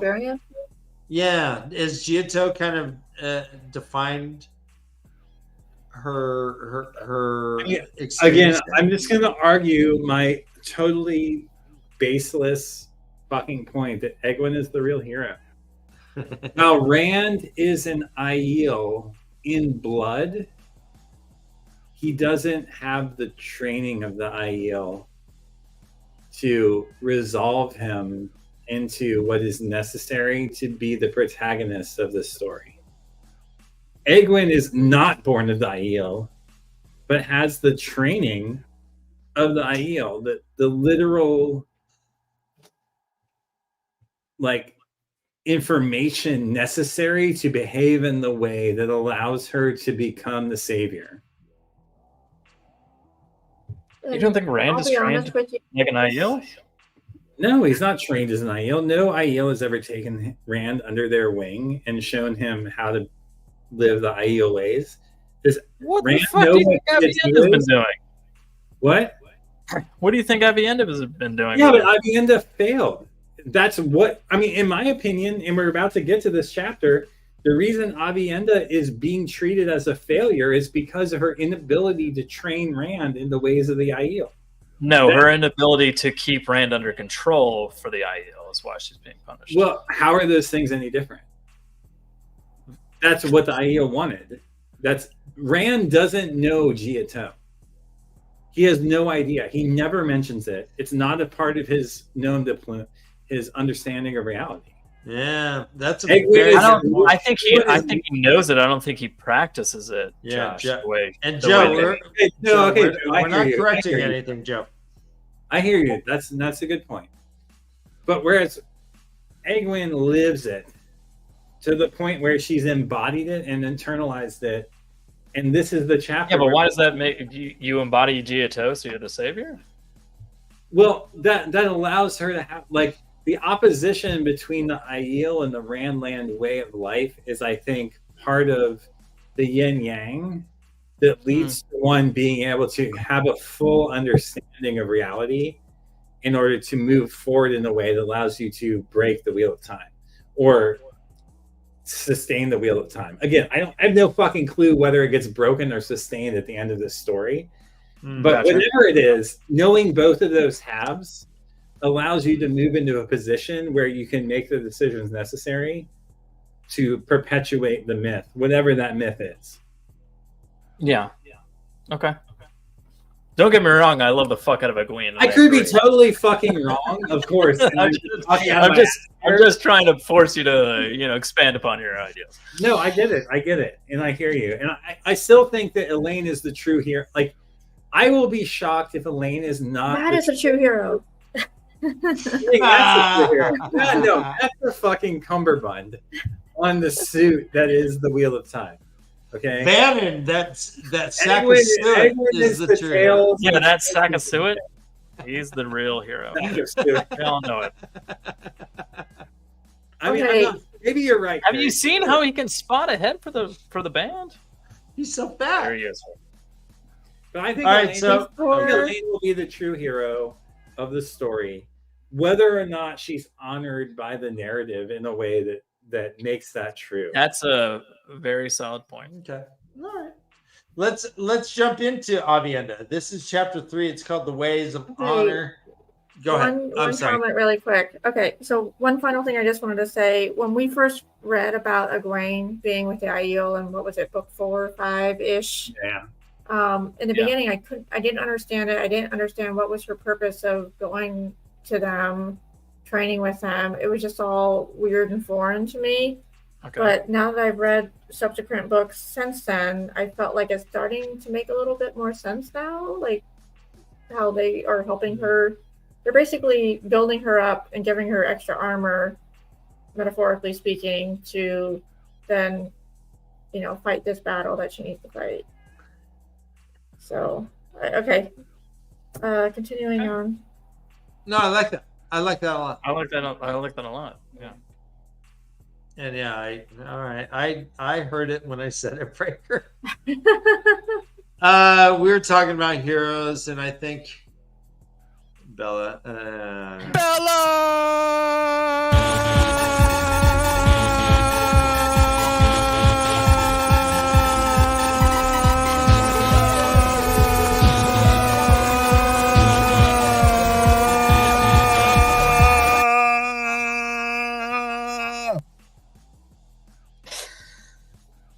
There we go. There we go. So much longer than it needs to be. Chapter 3 is The Way of Honor. It is Avienda's point of view. She is with a little scouting party checking out some Domani refugees. Rourke's like, yeah, they don't look like a threat. We're not going to kill them. No big deal. They get back. They're, she's just ruminating about Threefold Lands, about her position. She is not quite a girl, not quite a woman. Wasn't that not yet a woman, not quite a girl? She's having an identity crisis. Wasn't that a song title though? Was it Taylor Swift or something? Yeah. Something like that. No. Anyways, yeah. So she is. She just switched jobs, and her seniority didn't quite transfer over. So, yeah. She moved from HR maidens to. Anyways, She is wondering what the fuck is going on, actually, because the wise ones are not treating her well, like at all. They're treating her with less respect than ever. As soon as they picked her out from Andor, they're just being jerks, right? Just buttheads. I did underline here something. Let's see if this is the Taishar quote. She had objected only feebly when Elaine had come. So, but so she's all right. Thanks. So she's with Rourke. They all get back. There's 8 of them. They get back to a group of about 200 IL, and Avienda gets scolded by Bear and Alice, and they're like, "Hey, what are you, a maiden? What are you, some stupid maiden? You're a wise one. You're not going scouting." Just like, oh, I guess I fucked up. And here's the thing. It's like she switched jobs, right? She transferred departments within the organization, and no one gave her any training. No one is telling her what she did just wrong. Expect her to understand. Yeah, it's on the job training, Dan. You know. It's I blame management for this. Yeah, that's fine. And she's not happy. They're like, "Hey, you are gonna be punished, of course, because you suck. But why? Because you scouted." They're like, "All right, time to run." So they all run. Where she scout. Amos is like, "Run with me, girl." So they're running. They're doing their Peloton. They're running next to each other. They're like, "Hey, how's it going?" They're jogging. Quote. Let me see if these work. Taishar, quote, "Duty discomforting." No? Yeah. Duty discomforting. It's a little bit of a reach. All right, quote. "The same thing. She would not come." Oh, well, that one's way better. All right. Duty discomforting. So Amos they're jogging. And Amos is like, "So what do you think about Ruark over there? What his decision?" And Avienda's like, that's weird. I thought we were talking about my punishment, but that's cool. Let's Ruark, he's cool. What do you think about Randall Thor? He's problematic. He thinks he carries too much burden, and he thinks he needs to be too hard, and blah blah blah. She's like, "What? Go on. I'll jump in when you're done. I'm sorry, I didn't mean to interrupt you. No, it's okay." The quote is, "I worry that he mistakes hardness for strength." That's the quote that I wanted to mention. Okay, yeah, go for it. That comes back multiple times in these 5 chapters, but I know I said that Avienda's failure in the eyes of the Aiel had to do with controlling Rand, but is it possible that the wise ones want her to own her own status as a wise one? And if she would just lean in, that they would respect her? Carrie? Josh, are you going back on what you just said? Based on what I just said?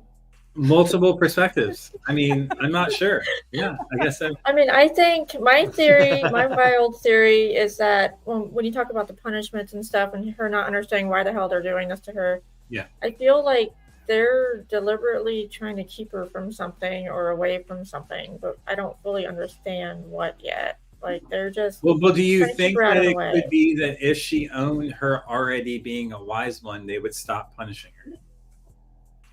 Well, at what point do you She is. graduate She is from a wise one. apprentice to a full wise one? It's I mean, I happened don't know. already. The things she's done have led her there. In the same way that Egwene and Elaine are Aes Sedai and Nynaeve, despite not having done the things that would allow them to be Right. Sedai. I would argue that Aviendha has become a wise one. And all she has to do is own her own power in order to be respected. I don't know if So- she's there yet. I feel like she still has a few more lessons.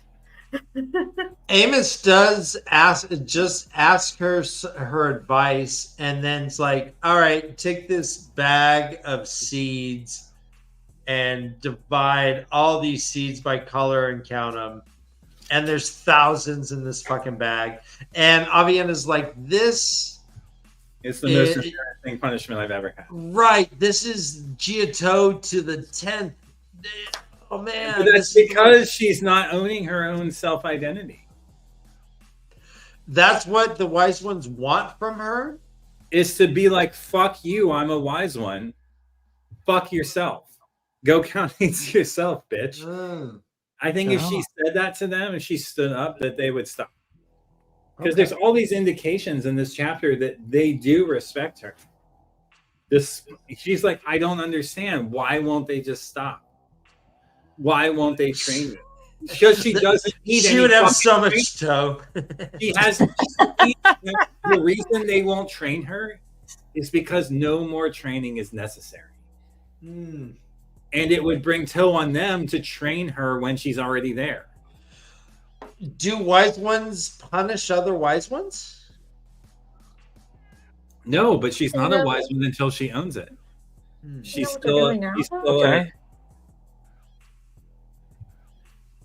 Is this like this? The Sherman, she accepted that the shawl got taken away from her. Yeah, Dan, it's Sherry on, by the way. Sherry. You're killing me. You're killing me. And indeed, Sherman. Too many this ass chapter names. starts- You're killing me Saruman. with the Sherry. this chapter starts with that idea fresh in our mind. Is that a coincidence?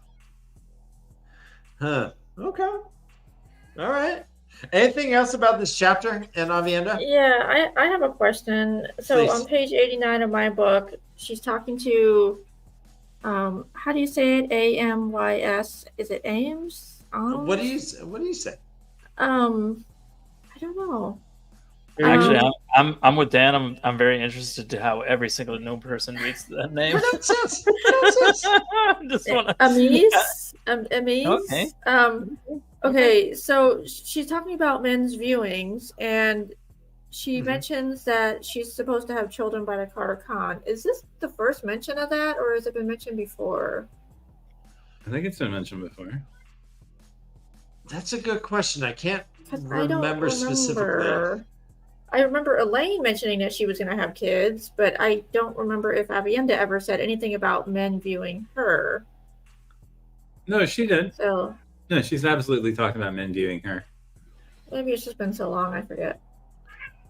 I read it as Amis.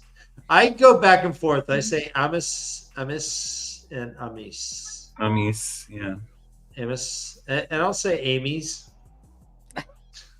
because I think that's like an organic mac and cheese. I think it's Amy's. I will be shocked. I will be fucking shocked if we don't see the wise ones eventually admitting that these punishments were because Aviendha was being prideful by not accepting her own status. Okay. I will be shocked if that doesn't happen in the next 100 pages. Okay. You've heard it here first. We're gonna write it down. And we are on page 92. By page 200, I'll give you 8 more pages. All right. By page 200. Do you have a list of all of Josh's predictions? Oh, I have them Remember all. When is Moraine coming back, Josh? Oh, I'm so mad. Why have we not seen the Tower of Genji? Hopeful So child. So No, frustrating. I don't know why I keep thinking about Aviendha's babies. So Is it gonna be like a one night stand, like how he had with Elaine? Like, is he just gonna impregnate her and then run away? Like, how does this great. freaking work from a relationship standpoint? Is she already pregnant Right. and doesn't know it? Oh, well, you would think after From like, wait, how 30 long days of ago? that cycle. How long ago were Yeah. they in the frozen tundra of Shanshan? I don't know. Time's weird. It could have been weeks. When did Asmodean die? About like 6 weeks ago? Hmm. Oh, Adobe. Of course you had to say a comment. Well, Avi, okay, hang on. So, given the understanding of reality of pregnant women in this book, Avienda would be acting totally erroneously like Elaine if she was pregnant. So clearly she's not pregnant because she's not acting like an insane person. Do you want Right? some Amy's cookies? Yeah, no, that's a good point. I don't. Oh, come on. That's all the fucking credit I'm going to get for having an idea. Fuck you all. No. I'm elaborating. I like that idea. She did mention that she is going to get impregnated by Rand. I mean, that seems like it's destined to be, right? Yeah. We just don't know. We know that she's approaching Rand because Rand mentions feeling her getting closer with Bear. No. Will they be married? Ruark, sorry. Will they be married if they bone again? Will they be married? Okay, so yes. So if if Avienda confronts the wise ones, she even says in this chapter, if I'm a wise one before the next time I see Rand, I will present him with the bridal wreath. More or less. She says that, but then she also says, but no, I'm not worthy because I'm stuck in this limbo. Right, but I'm saying the wise ones are going to. She's going to unstick herself by owning her wise one status before she sees Rand next, and will present him with the bridal wreath, and then they'll fuck. Bridal wreath and fuck this book. Okay, Josh, one more observation about the children. Let Carrie get her. Hold on, no, finish it. Yes or no? This book. Yes. Okay, all right, Carrie, go ahead. Okay, it implies, she says my children, implying that she's gonna have more than one. So Right, I because guess Min told her she's more than just a one night stand. So we know there's quadruplets. Yeah. Elaine has.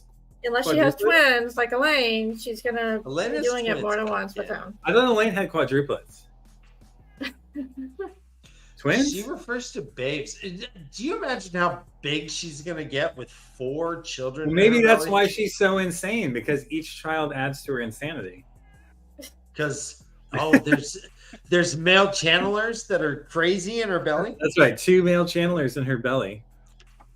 Funny. RN. Right now. Let's talk about Gawain. Gawain is chapter 4. Let's not talk about Gawain. Gawain is. Let's stick our hand down our throat and puke a little bit. Guys, Gawain defines, duty versus feeling versus heart, and he's combating that. This whole thing is pretty much him just looking, seeing a village below. He's seeing that Gareth Bryn's people are like searching for them. And he's like, why am I fighting against Gareth Bryn? He was like the man. He was like my best friend in Andor. I'm fighting all my teachers. I'm winning. I'm Charlie Sheening them like a mother, but it still feels wrong. He's like, I love Elaine, I love Egwene, but they're on the other side. Still accepted, by the way, according to him. They're still accepted, but he's like they've chosen a side. Egwene chose a side. All my teachers chose a side, and I'm still straddling this because my loved ones are on this. It's like a civil war. It's like It's like you hear Am I like fighting people on the from like in wrong side? Virginia. It's like brothers fighting against brothers and shit. This is like Civil War shit, and this is like literally the White Towers in Civil War. Let's loop go back on. I mean, I haven't talked about this for many, many podcasts, but like there are so many sickeningly blunt. I'm trying to be honest and kind to Robert Jordan here. Parallels between Arthurian legend and the Wheel of Time. Mm-hmm. Names that are kind of upsetting. All right. Sure. Rand is Arthur Hawkwing, King Arthur. Fucking Luther Pendrag as Uthar Pendrag, like Pendragon. Morghese. Sir Gawain and Gawain. Sir Gawain in Arthurian legend, if I'm not mistaken, was one of like the greatest knights of the Round Table. He also attacks his own masters and kills them. He was a hothead. He ends up acting out in ways like loves one of the same people that King Arthur loves. Like many parallels with Rand and Gawain. And it's kind of like, of course, Gawain has to fail, but he also is successful in many of these ways and like knows his master's ways and is therefore able to elude them. He's now leading the fucking White Cloaks, who we know are the one religious organization we've seen out of the entire series. Well, no. Well, you're confusing him, I think. Is that Galad? That's Galad. Gawain is leading the younglings. The young ones. Oh, right. Which are also which ultimately led the rebellion that killed Swan Sanche. They weren't the rebellion, were they? Well, no. I mean, no. Elida rebelled against Swan illegally and used the young ones to get her way. Okay. She misdirected a bunch of like young manipulatable children who were trained by masters to kill their masters. Well, I mean, she was the president and she told her army to do something, right? I mean, she wasn't the president. No, Swan Sanche was the president. She got deposed. She was the usurper. Well, but she was elected. She was elected, right? I mean, well, didn't she manipulate that election by not having any blues there? Well, fuck the blues. No, So what you're arguing right now is that Elida is the true Amulet. Well, I'm saying based. What he's saying is fuck the blue Aja. I'm looking through Gawain. So through Gawain's eyes, he is not even he's a pawn, right? I mean, he is caught in the flow of this current and he's trying to do the right thing. I mean, based on the rule of law, he is doing the right thing. He's part of Darth Vader's thing. They're the Empire, and then there's a rebellion. Right. So isn't this the contrast between like following your heart for what you know is right versus following the letter of the law? Right. And it seems like this is like the chapter that's the definition of this chapter, more or less. I mean, he said, how had, it says she had chosen the side, Hammer had chosen the side, Gareth Bryn had apparently chosen the side, but Gawain continued to be on both sides. The division was ripping him apart. All right, so this is from Wikipedia.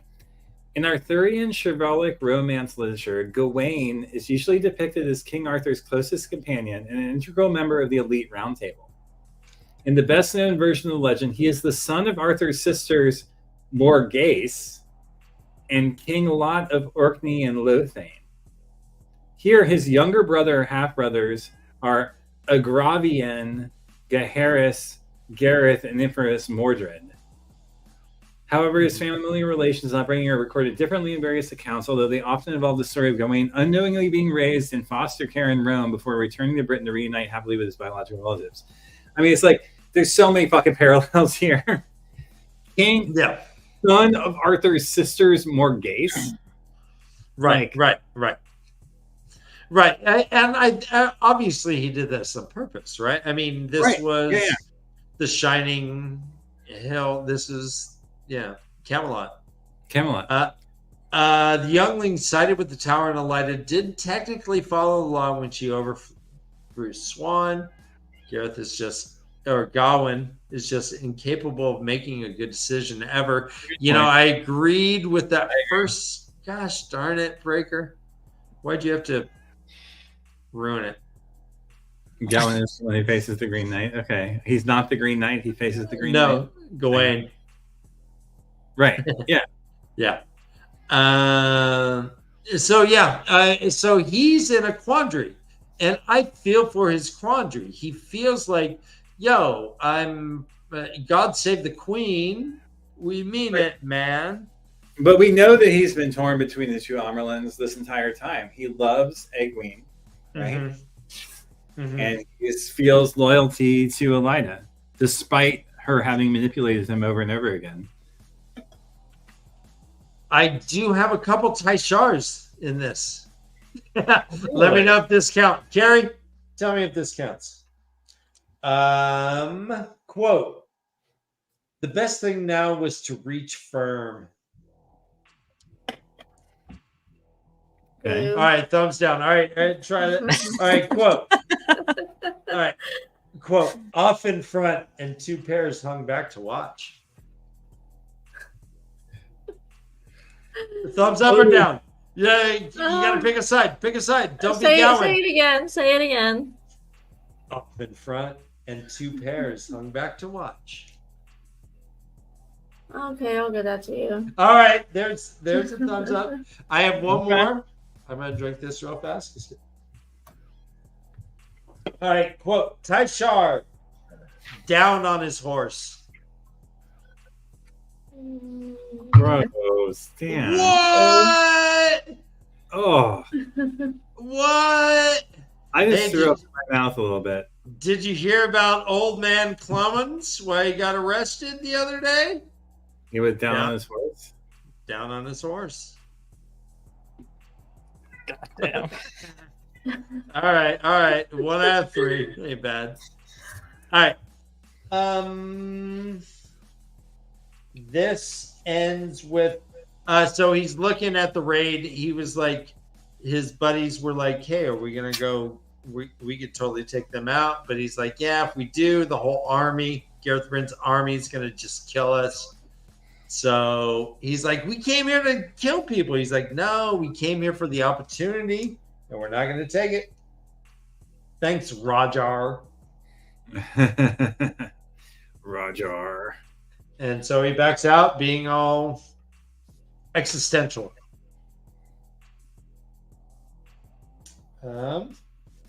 It starts and ends with him not being able to see the stars. Historically, stars have aided in navigation. People have gotten lost without being able to see the stars. And is this perhaps why this is a problem He's for lost. Gawain? Yeah, it's a Lost. symbol of him being lost. Yeah, absolutely. He's also going through the trauma from Demise Wells, and he has nightmares, and he's just a mess right now. Right. And he knows that he should be with Elaine. But Elaine avoids his star in Tel'aran'rhiod every time. Egwene does. Egwene does, yeah. Yeah, he should be with Elaine. He's like, man, that's my job. I'm supposed to. Well, be he's my torn job. 3 ways then. He's torn by his homeland, Elida, and Egwene, right? Yeah. Anything else, Carrie, in this chapter before we jump to the final one? I mean, I just thought it was interesting that the phrase "the wheel weaves as the wheel wills is mentioned here. I know that was done a lot on the TV show. Has this been mentioned earlier in the books? Oh, a I'm ton. trying to remember. Earlier books. Okay, it's been a while since we've Moiraine, it was Moiraine's catchphrase. It was her Okay. go-to. Yeah. Yeah. They're like, but Moraine, why? She's like, shrug. The wheels is the, and they're like, all right. Chapter 5 is called A Tale of Blood. And this is Rand chapter again. Rand is walking across his fort, his manor, his palace. He's always flanked by people. He never gets to go out by himself. Even I use the Putin. If Putin got to like swim in a lake with no, he got to ride bears and horses with no shirts. I mean, Rand can't even do that. There's so many maidens, so many Aes Sedai around him. It's a drag. Yeah, how frustrating. Eliza or Elsa Grinwall is one of the ones by him. He's all, yeah, she's kind of hot. Anyways, he's like, if you kind of squint, she's pretty. She had sworn to him. I mean, part of this is like Rand, quote, what he wanted no longer mattered. He understood that now. I feel like he's gotten to the point where he's relinquished all sense of self concern. Like, this is him becoming the de-identified savior, right? Like, he has so rejected his own self-worth and self-value that he no longer even pursues anything that could look like him having a life of his own outside of his identity as savior. Yeah. He is uber focused, right? This is all he does. And in fact, it says, quote, the visions came whenever he thought of Matt and Perrin, and Rand had stopped dismissing him. He goes on to say, whatever it was, he used it. Just another tool. He's like, yeah, I'm going to need these guys. If they pop in my head, I'm not going to push it away. Oh, Joe, that looks so rad. Thank you. Rand goes to the traveling ground. He sees that there's some smoke there, and he's like, "Hey, Hareen, let's talk. How's this bargain going for you?" She's like, "Cool, I guess." He's like, "Where's the ships?" She's like, "They're coming. You guys are so used to like this magic stuff. Back in my day, internet went beep, and if you wanted to see some boobs, it took 10 minutes of a dot matrix printer going. Here now, you're all used to fast internet, aka traveling, but here we know where the ships are, right? Because they talked about that. Like, they're using the ships to go to those islands that had those massacres, right? Oh, they're at Didn't they mention that? Yeah, They wanted to go help their other people was on the other side of the world. Was it in Tanchico? No. No. You're thinking about the people who committed suicide. I don't think that's true. I thought they said that they were going to use the ships to go. No, do they some found out that rescue all of them mission. had already killed themselves, so it didn't matter. Right, and in fact, they said, "Oh, we should send them," and they said, and I think Logan said, "No. They're already You're not- gone. Yeah, no, we're not going there. We need your ships." Okay. But there are issues because it's Shanshan controlled waters, so it's hard to get past them. Logistics. It's war. All that shit. Rand says, "Hey, Hareen, I got a question for you about your culture. I know you guys are pretty tight-lipped. Tell you what, you answer my question, I'll answer yours." She's like, "Give me 2 answers." He's like, "No." She's like, "Cool. Fine. 1." He's like, "What do you do with Menuga Channel?" She's like, "Oh, yeah, there's a couple options. One is We tie a big rock to him and throw him off the boat. And Like the a other pirate one way is of going. One Just drop- is we drop them off on a sandbar and they can live a few more days. He's like, that is fucked. I cleanse the taint. She's like, yeah, I've heard. Yeah, that's cute. Yeah, that's fun. I'm sure you feel good about that, but I certainly don't trust that. He's like, dang it. And it says, quote, men who could channel were always distrusted, yet they were the only ones who could confirm what Rand said. He had imagined joy and wonder at the victory, but he should have known better. No one thinks that this taint is cleansed. Does that bother you guys? As readers? As first-time readers? Well, I mean, how do you get the general public to believe something? Well, I don't know. It takes a lot of time, I think.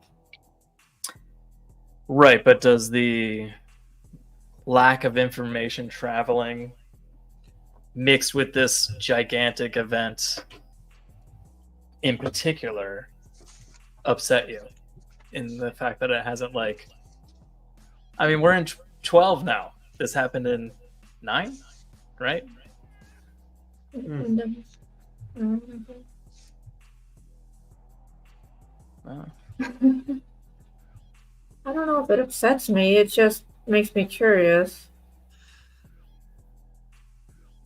Okay. It does. Go ahead. Rand speaks to it directly here. He says, it's complicated because no one will trust such a male channeler, but they're the only ones who can validate it. And then the Aes Sedai speak up and they're like, oh, actually, any Aes Sedai who's bonded a warder bonded Ashaman as a warder knows this to be true. Mm-hmm. Will we stand up for you? Of course not. Right. Right, but yeah, we notice it's cleansed. We can tell, but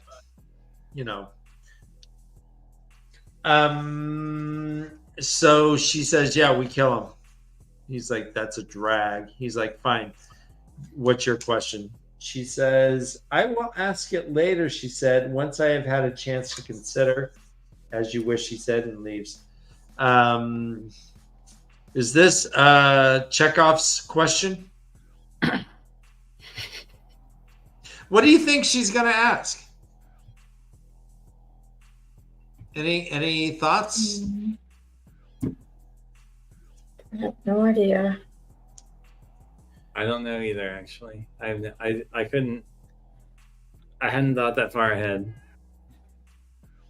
I don't see a burning question. Not to say there isn't one, but I don't know what it is. Okay. So he's talking to Flynn a little bit.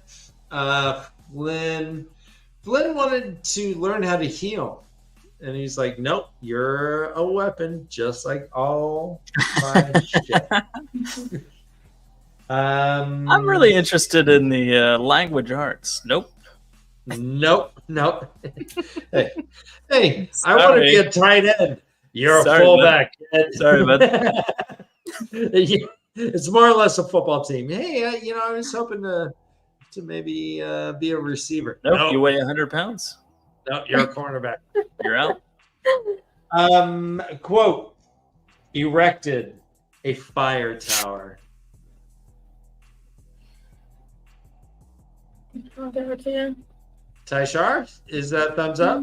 Erected a fire tower? Thank you, Kay.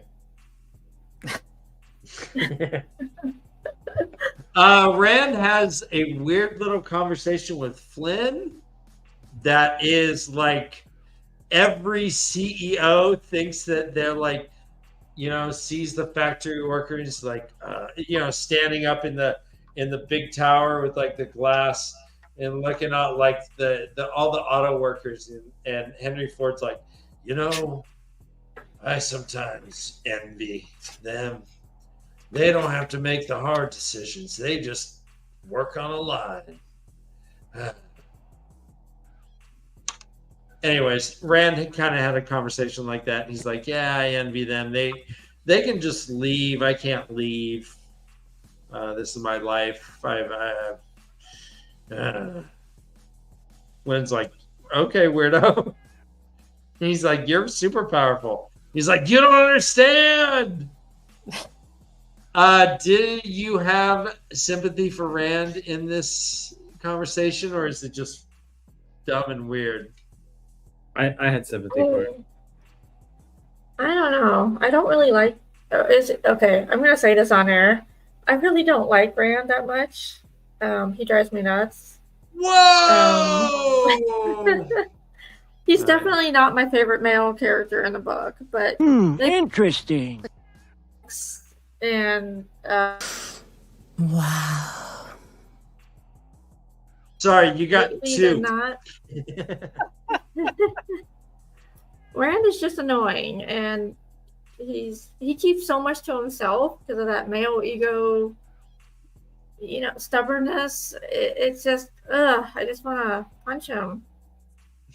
Okay. I just want to punch him. You know what? You're a woman, so he wouldn't hurt you. You could probably do it.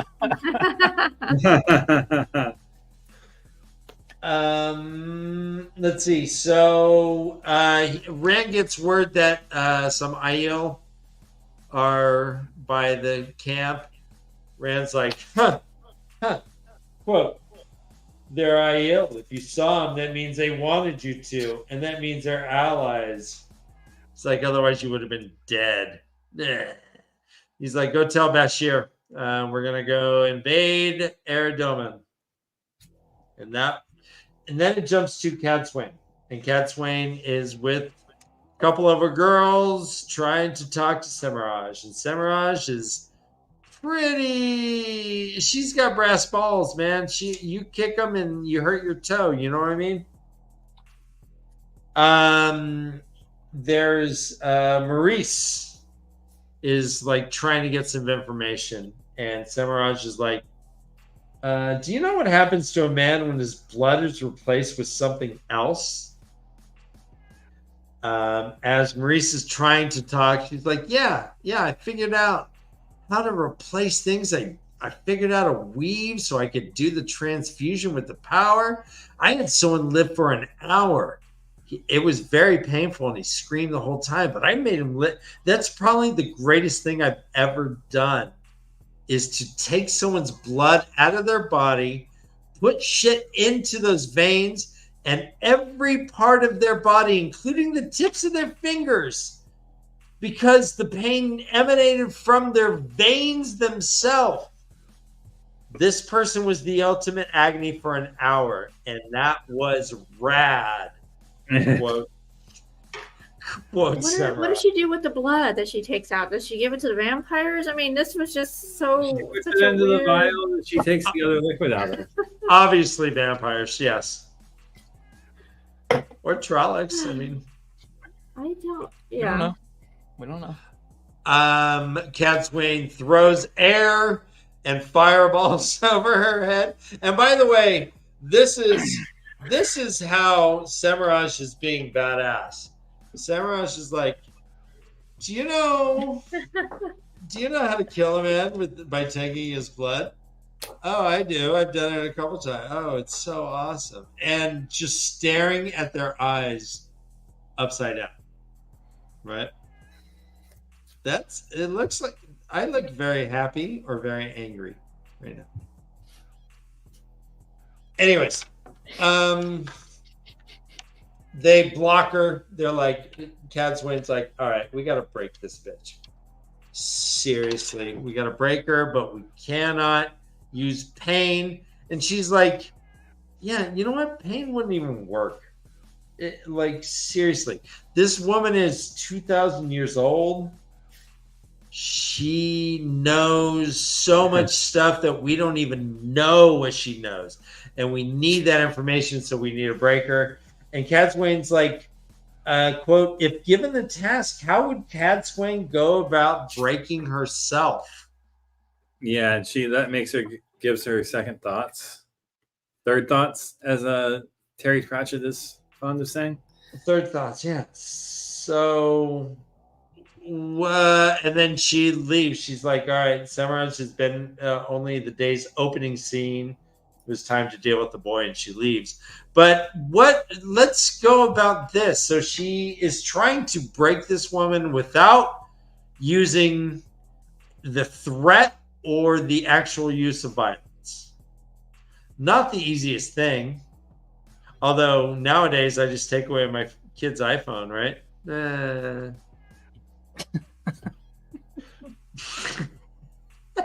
But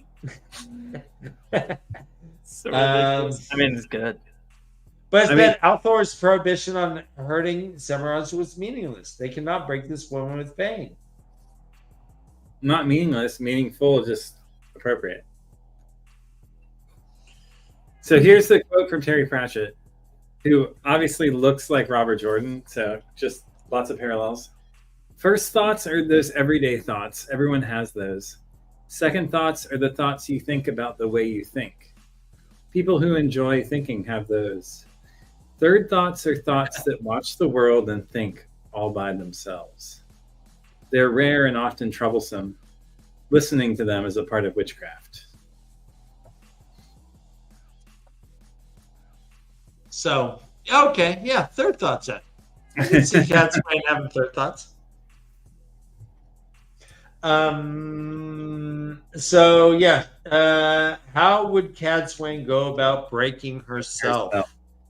We learn without using a vibrator. Cad Swain is super old, the oldest person alive, she thinks. Yes, probably even older than the Forsaken if you take away their catatosis. Catatosis, yeah. Mm-hmm. Yeah, what do you think about that, actually? Jesus, Joe, what are you doing? It looks like it's like flaming. It's Are we on chapter 4? I'm singling out the. I'm coloring on the same layer, so I don't want to fuck up what I just did with the dragon. So I love it. We're on 5 now, right? Yes.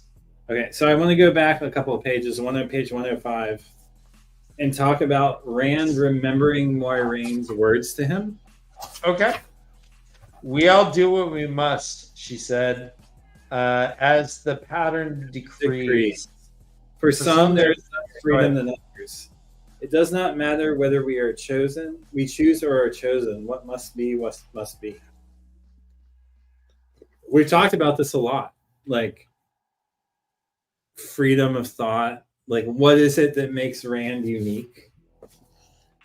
What is it that makes Perrin unique? Like, did Perrin's freedom of thought allow him or cause him to sacrifice the many for the life of the one? Does that fly in the face of the pattern or not? Was that Ta'Veren or not? Does Mat's actions to save the many in the loss of the one lead to his freedom or not? And how does freedom of thought and self-identity factor into free will, factor into what Ta'Verenness and the pattern expect and desire? Is Moiraine right? Is Rand right? Can we attribute some of Rand's angst to not Ta'Verenness, but his overall power itself? So, for instance, once I'm sure, let's say Kamala Harris's husband suddenly has security detail. I don't know if he can just go golf or go to a pub. I don't know if he can do things anymore. What can he do? What can he do? What? Just as a for instance, so there have been assassination attempts on Rand's life. He's surrounded by security at all times.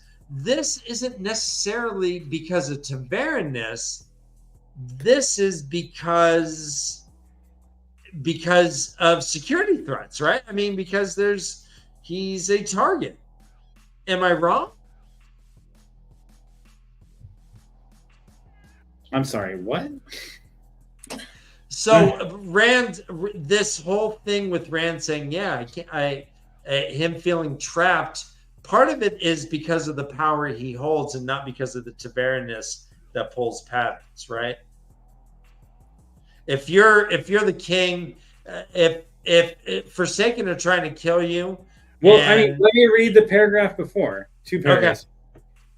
Okay. So Flynn says, I've known a few Chaldeans in my day, my lord. Forgive me, but I have doubts that any one of them would do that, meaning not go to the last battle. To run, yeah, to leave. To leave. But they could, Rand said. It's possible. For all their laws and oaths, they are free. Me, Rand, I seem as if I can do as I wish, but I am tied so tightly, the bonds cut my flesh. My power and influence are meaningless against fate. My freedom is all just an illusion, Flynn, and so I envy them sometimes. Yeah, and Flynn's like, well, I don't know how the hell to respond to this. So that thought of we all do as we must, as the pattern decrees, for some there is less freedom than for others, is literally on the heels of him thinking this thought, that he is tied by the bonds of fate, which again, I will argue till my death that fate and the pattern are one and the same. That destiny is what Rand must become, embody, but that fate is what the pattern imposes upon him. And the difference between fate and destiny is what allows him to become the savior that he needs to be in order to break the wheel, shift reality, whatever it is that allows him to be the savior of the book. Which I get, that Egwene is still ultimately the hero, even though Rand is the savior. This seemed a little wimpy for me, for Rand to be like, God, I envy these soldiers that I control. It seemed like a CEO. It seemed like I don't know. It didn't seem to me very charismatic. Him saying, "Oh, they could just but leave, Rand, but I but that's can't." the truth. Rand is not charismatic. He's a fucking 20-year-old boy who's not an adult, who's been forced into this position, who is not mature enough to lead army. Matt is more mature. Perrin is more mature than Rand. I'm going with Carrie here. Like, Rand's sort of a dipshit. Like, Rand is sort of a dipshit who has been forced into the position of having 3 wives and leading the world to fucking the end of it. Okay. Right on. Did you just me? You I mean, yeah, he did. Park puppet. What's that? What? Okay. He kind of did. Okay. Is there anything else in this chapter that we wanted to talk about? Cadwayne, Rand, Semiraj. These were just developmental. I think the next chapters are going to have more meat on the bones as they were. These were more skeletal, I think. Just kind of reestablishing where people were. All right, here's Avienda, here's Gawain, here's Rand. We will be doing 4 chapters next week. We'll do chapters 6 through 9, 55 pages, not a whole lot for this show, but I think it's going to work out well, and I think we're gonna rock it. Rock it. Can't wait to talk about chapter 6, chapter icon. It's new. It is a new one. It is a new one, and we'll have it. I'll try to get it so Ryan can pop it on the screen and we can actually dig into it. Hopefully, Ryan and Case and I will be here next week. As always, we always love when we're all together. Joe, thank you so much. I really enjoyed watching you create that. That was a new camera angle that I was getting into, man. I dug it. I was trying to, we're trying something new. Yeah.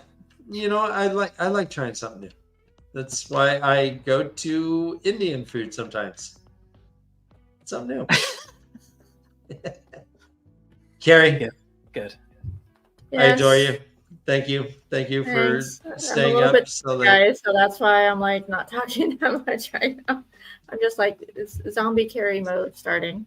we're doing it. Yeah, we're wrapping it. Josh, thank you again. I'm glad that weather did not destroy anything that you love and do.